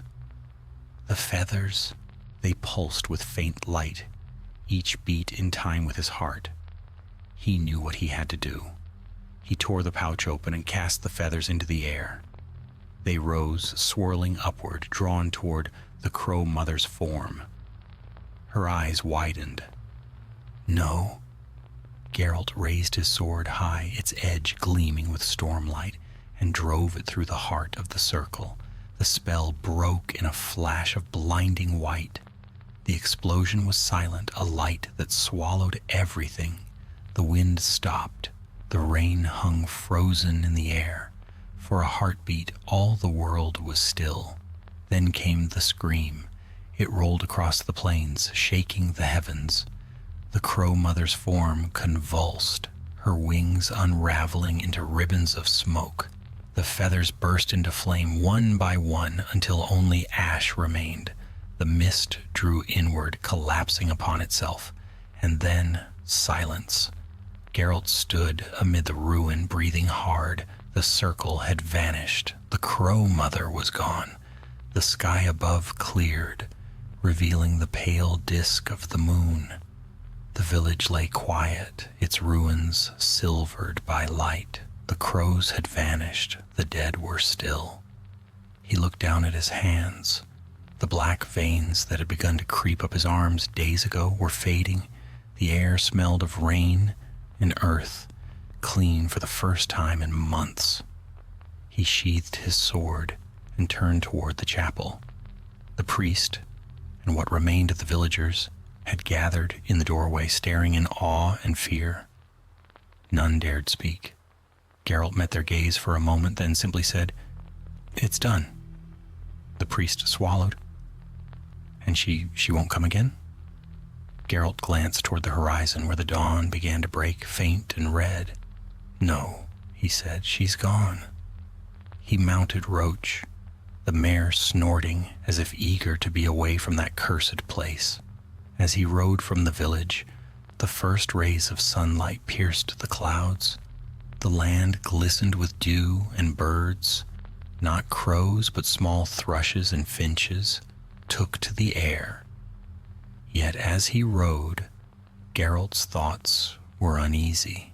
He could still feel something beneath his skin, a faint pulse that wasn't his own, a heartbeat in the silence. He touched his chest, feeling it there, deep and distant. "Damn it," he muttered. The road wound through the marshes, where the mist rose soft and low. The land was alive again, but the air carried a memory. He thought of the Crow Mother's last words, "You bear my curse, my blood." Perhaps she was gone, but her shadow remained. As the sun climbed higher, he reached a hill overlooking the plains. From there he could see all of Velen stretched out before him, its swamps and ruins, its broken villages, its weary fields. A land too stubborn to die. He dismounted, resting his hand on Roach's neck. The breeze carried the scent of wet grass and distant smoke. Somewhere a lone crow cawed, faint but clear. Geralt looked toward the sound, then drew a long, steady breath. "You win, old bird," he said quietly. "You always do." He mounted again, turning westward where the road vanished into the horizon.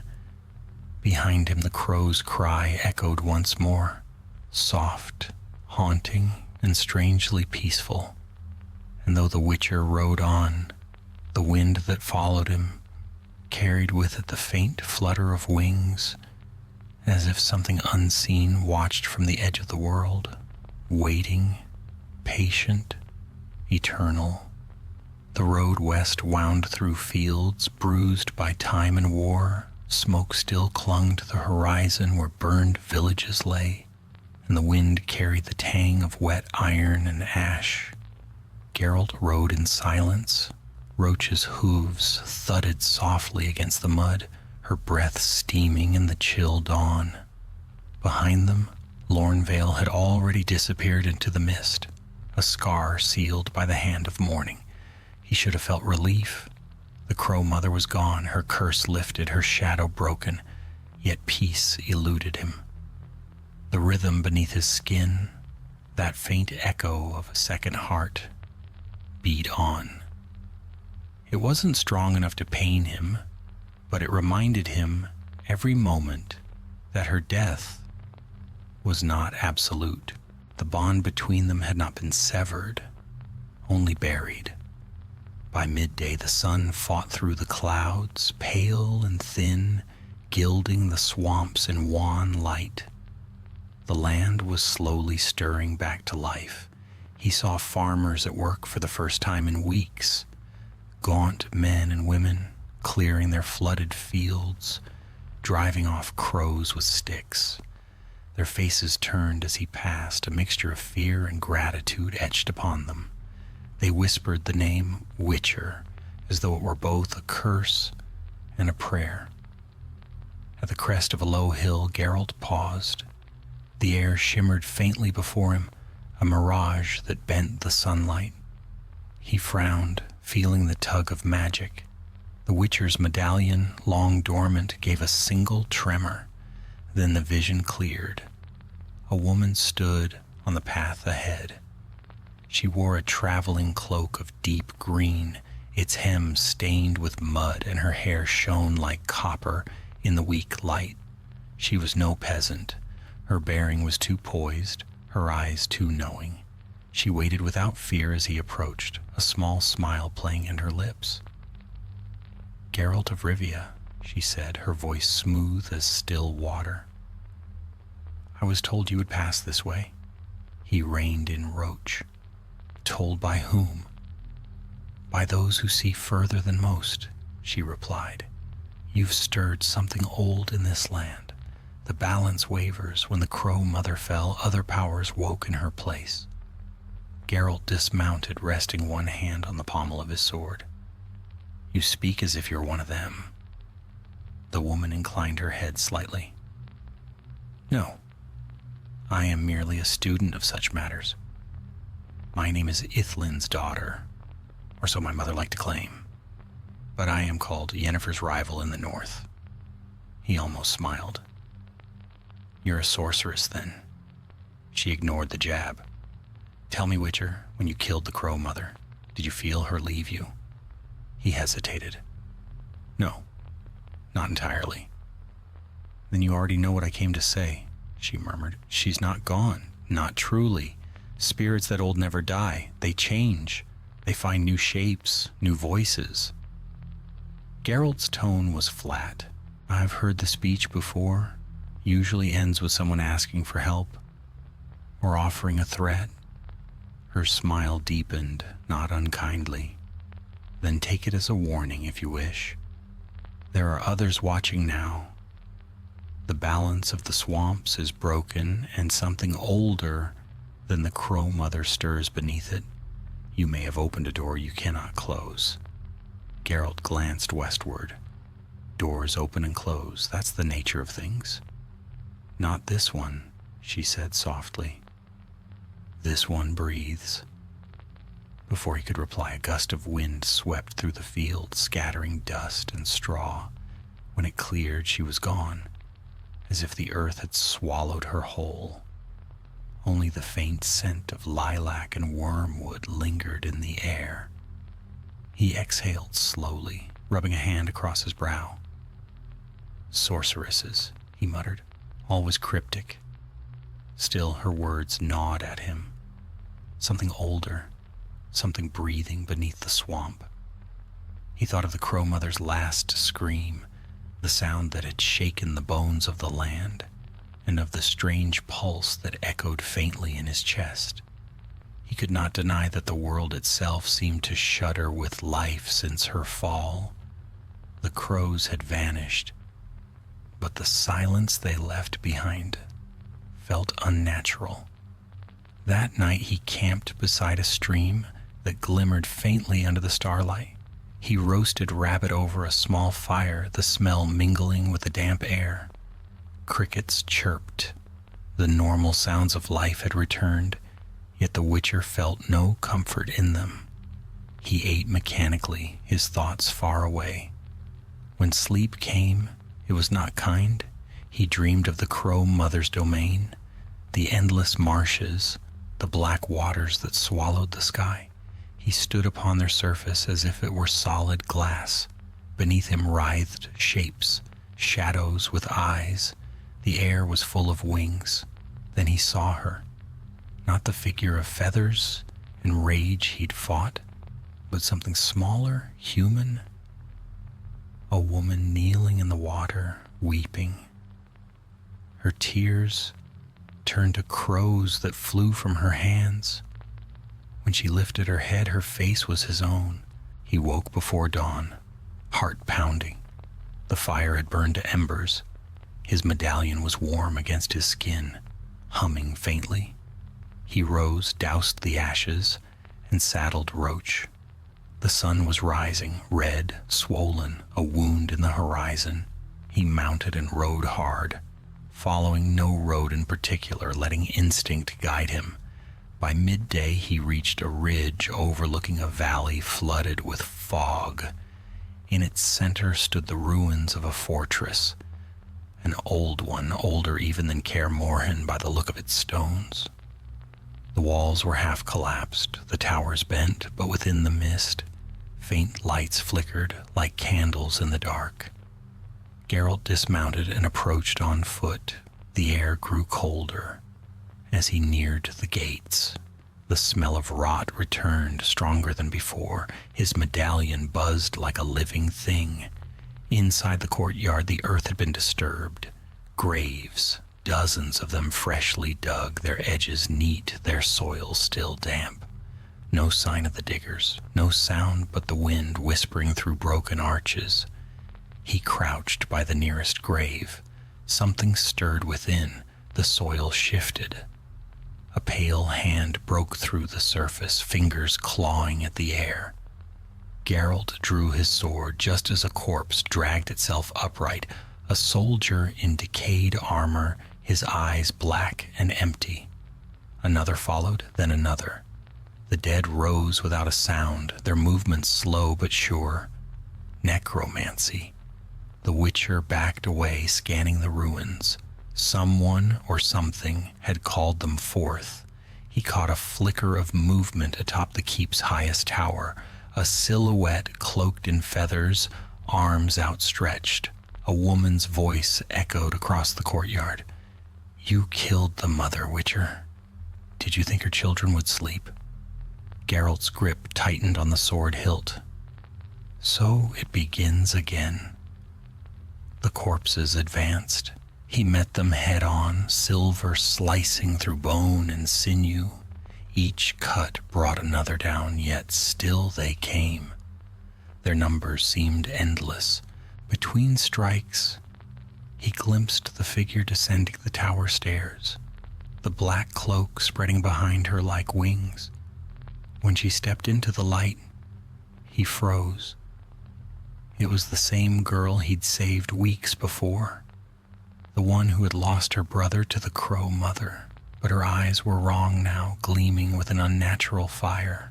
Feathers crowned her hair. "You saved me," she said softly, "and so she chose me.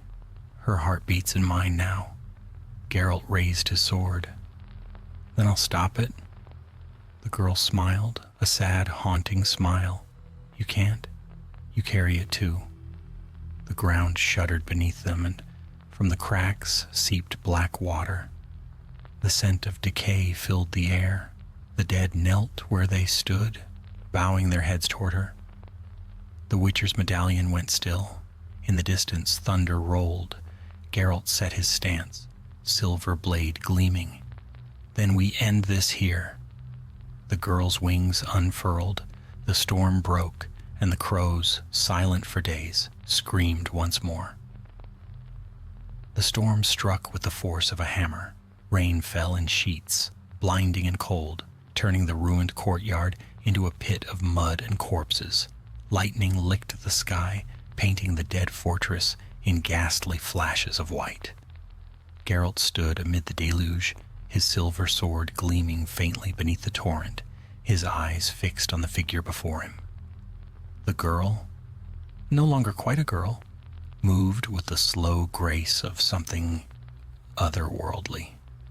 Her dark hair clung to her face, feathers glistening wet against her brow. When she spoke, her voice was two layered in one, soft and human beneath, ancient and hollow above. "Do you see now?" she asked. "The Crow Mother did not die. She was reborn. In me. You don't have to let her use you, Geralt said. His voice was calm, but his stance was ready. She feeds on grief, not faith. You can fight her. The girl smiled sadly. I did, for a time. But she is stronger than I am. She is the memory of all that's been lost. The mother of sorrow itself. When I wept for my brother, she came to me in the dark and promised to end my pain. Geralt's hand tightened on his sword. And now she uses you to spread it. She tilted her head, eyes shining with that unnatural green light. Would you have me resist the only one who answered? The rain hissed between them. Then she raised her arms. The corpses that lay strewn across the courtyard began to stir once more, rising to their knees, their hollow mouths opening in a silent chorus. Water streamed down their eyeless faces. You will not stop what has already begun, she said. The land remembers the mother's song. It will not forget. Geralt took a step forward. Maybe not, but it can learn silence. With a single motion, he cast the sign of Ard, a blast of force that tore through the first rank of corpses, shattering bones and sending them tumbling into the mud. He moved fast, a blur of motion amid the rain, his sword flashing silver arcs through the air. Each strike cut clean, each step measured. The dead fell one after another, but more rose behind them. The Witcher's breath came steady, though his limbs ached. Magic and muscle strained together. Between each clash of steel, he could hear her whispering, her voice inside his mind now, soft as the lullaby of a grieving mother. You are mine too, Wolf. You carry my blood. You carry my sorrow. Geralt gritted his teeth. Not yours. He spun, drove his blade through the chest of a corpse, and used the momentum to hurl a dimeridium bomb toward her. It burst with a blinding flash, its fumes cutting through the storm. The girl staggered, crying out, the green light in her eyes flickering. For an instant, her voice was only her own. Please, help me. That was enough. Geralt rushed forward, cutting down the last of the risen dead. The rain stung his eyes and thunder shook the ground beneath his boots. When he reached her, she was on her knees, trembling, hands pressed to her chest. Black veins crept along her neck like cracks in porcelain.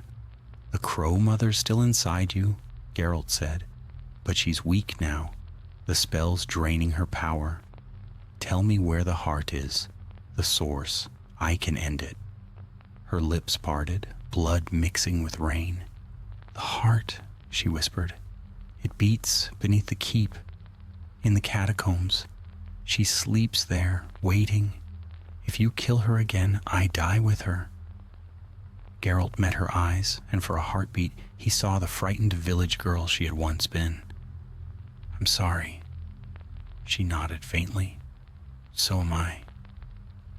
He left her there and descended into the darkness of the keep. The stairs spiraled down into the earth, slick with moss and ancient filth. The deeper he went, the colder it grew. The air was thick with the stench of rot and something older, magic, heavy and sweet as decay. His medallion thrummed. The walls glowed faintly with runes carved by hands, centuries dead. At the bottom lay a cavern. In its center stood a pool of black water, perfectly still despite the storm above. Floating upon its surface was something that pulsed with a dull red light. A heart, vast and half translucent, veins snaking outward into the stone itself. Each beat echoed through the chamber like a drum. Geralt drew a slow breath. So there you are. He uncorked a vial of oil and spread it along his blade, muttering the old Witcher's prayer. Not to gods, but to balance. The pool rippled as he stepped closer. The air shimmered, and from the darkness above descended the Crow Mother. Not the girl, not even the phantom of feathers. This was something immense, formless, a shadow that filled the cavern. "You would strike at my heart again, kinslayer?" she hissed. "Have you learned nothing?" "I've learned enough." He leapt forward, driving his sword into the pool. The blade sank deep into the pulsing mass, and black blood erupted outward, hissing as it struck the ground. The Crow Mother screamed, her voice shaking the very stone. The cavern convulsed. The water surged upward, wrapping around him in coils of shadow. He fought against it, slashing through the tendrils, his lungs burning as the dark pressed in. Then he saw her face, hers and the girl's, fused together, eyes pleading through the storm. "You cannot kill me without killing her," the voice said. "Choose, Witcher." For a moment he hesitated. The girl's image flickered, faint and human again, her mouth forming silent words. "Please." Geralt raised his sword once more. "Then may you both find peace." He struck. The light flared so bright it blinded him. The scream that followed was neither human nor divine, but something beyond both, a sound that tore the world in two. The pool boiled away, the shadows evaporated, and the cavern fell silent save for the dripping of water. When his sight returned, the heart was gone. Only the faint glow of dying magic remained. He climbed the stairs back to the surface. The storm had broken. The air smelled of rain and wet stone. The girl lay where he had left her, eyes closed, her body still. Feathers lay scattered around her like fallen snow, already turning gray with decay. Geralt knelt beside her. "It's over," he said quietly. She did not answer. Her face was peaceful, untouched by the pain that had consumed her. He closed her eyes with one gloved hand. By morning, the sky was clear. He buried her at the edge of the courtyard beneath a tree whose roots drank deeply of the storm's water. When he finished, he stood for a long time, watching the mist lift from the fields beyond. The crows did not return. The air was clean. He mounted Roach, glancing once more at the grave. Then he turned away. The road wound eastward toward the rising sun. Geralt rode in silence, his armor still damp, his mind heavier than before. He reached for his medallion. It hung cold and still. For the first time in days, he could not feel the second heartbeat within him. Yet as he rode, the wind stirred the reeds along the roadside, and from somewhere far behind came a single, faint caw. A crow's cry, distant and mournful. Geralt did not look back. He only whispered to the morning air, "Rest now." And though he did not see it, a feather drifted from the sky, black and glinting with silver light, landing softly on the road behind him. The wind carried it away toward the horizon, where storm and sun met as one. Dawn crept over Velen, pale and cold, seeping through a sky washed clean by the storm. The marshes steamed beneath the new sun, ghostly mists curling along the reeds. For the first time in weeks, no crows cried. Only the steady whisper of the wind broke the silence.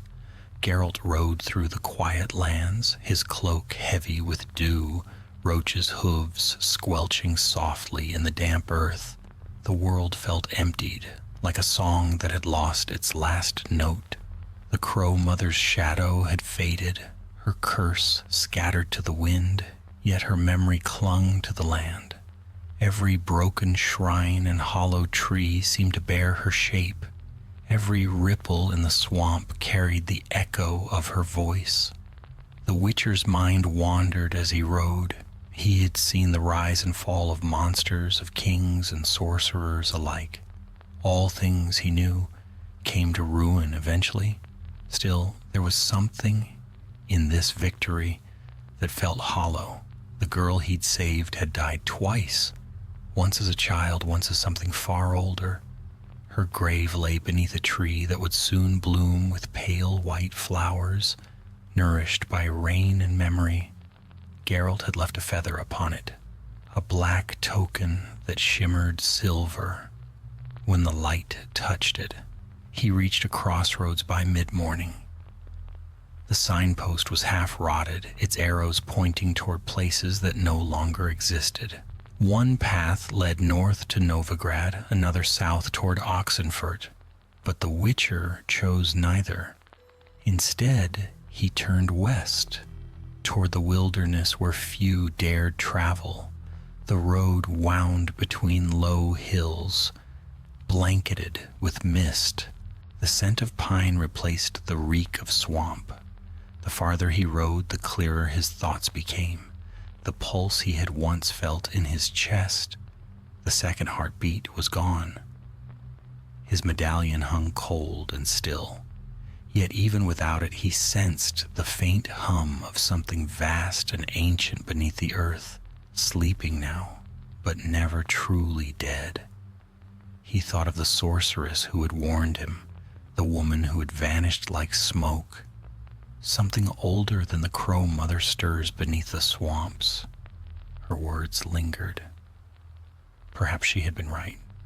Perhaps the crow mother had been but one of many faces that sorrow could wear. By afternoon, the clouds thickened again and the light dimmed. He came upon a small village tucked between two hills, a place so forgotten it had no name carved upon its gate. Smoke rose from a few chimneys. The people stared as he entered, the way peasants always did when they saw a witcher, half in awe, half in fear. He stopped at the inn, a sagging wooden structure that leaned precariously against the wind.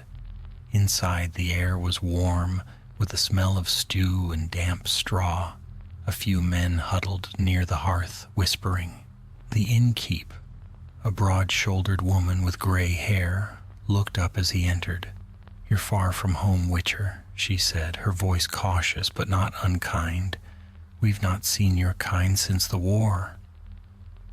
"Not many left to see," Geralt replied.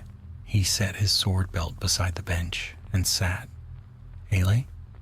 If you've got it. Something hot to eat."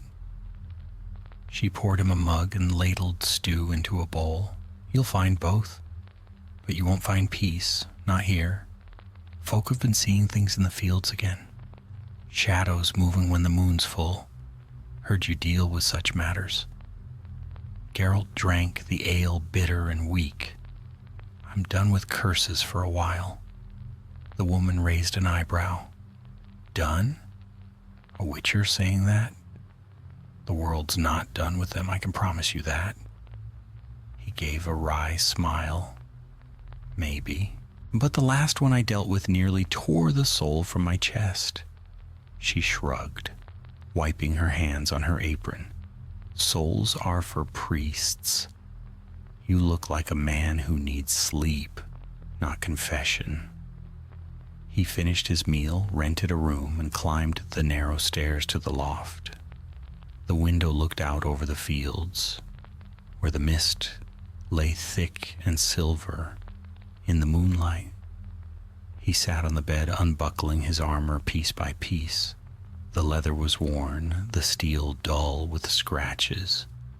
His reflection in the small mirror by the wall looked older than he remembered. Lines cut deep around the eyes, hair streaked with more white than before. He lay back, staring at the ceiling beams. For a time, the only sound was the creak of wood and the wind beyond the shutters. Sleep came slowly, dragging him into dreams, heavy as the swamp. He stood once more upon the black lake. The water was calm, smooth as glass. Across its surface drifted feathers, thousands of them, black and gleaming like onyx. A woman's voice spoke from the dark, soft and near. "You freed me from the curse of sorrow, Witcher. But sorrow never dies. It only changes its name." Geralt turned. The Crow Mother stood at the water's edge, not monstrous now, not divine. Her face was human, her eyes weary but kind. She held out her hand, and from her palm rose a single white feather. For every death you end, you carry another. Remember that. The land remembers you as well. Then the vision dissolved. He woke before dawn, heart steady, breath cold in the air. The mist outside the window had thickened again, crawling like smoke through the streets. For a moment he thought he saw movement within it, a shape, tall and dark, watching from afar. But when he blinked, it was gone. He dressed, strapped his swords to his back, and went down to the stables.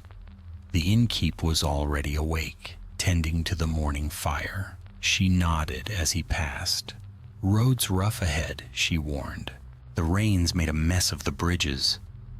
"They always do." Outside, the sky was turning gray with the promise of more rain. Geralt mounted Roach, tightening the reins. The road stretched west, vanishing into the mist.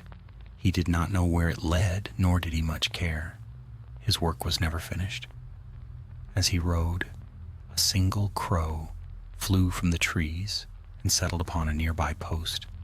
It cawed once, soft, almost friendly, and then took flight, disappearing into the clouds. Geralt watched it go, a faint smile touching his lips. "You again," he murmured. "Guess some things never change." He urged Roach onward. The wind rose, carrying with it the scent of the coming storm and the whisper of wings high above. The path led through the marshlands once more, though the fog seemed thinner now, the air less heavy. Flowers had begun to bloom along the ditches, small white blossoms that shone against the dark earth, life returning to death's soil. The Witcher rode in silence, his thoughts drifting like the mist around him. By dusk, the sun burned low, staining the sky with fire. The road climbed a final ridge, and from its crest he looked back across Velen. The swamps shimmered faintly beneath the light, calm at last. The scars of battle, of curses, of sorrow, all lay hidden beneath the green. Geralt drew a long breath, the wind tugging at his cloak. He thought of the countless graves scattered across the land, of every spirit that still whispered in the dark, waiting for someone to listen. He thought, too, of the Crow Mother's last gift, the white feather that had lingered in his dream. In the end, perhaps, that was what remained after all the killing and the loss. Not victory, not peace, but remembrance. He turned Roach toward the horizon. Night gathered at his back, and the first stars blinked to life above the swamp. Geralt rode on, a lone figure beneath the vast, dark sky, the faint sound of feathers in the wind following him until the world fell quiet once more.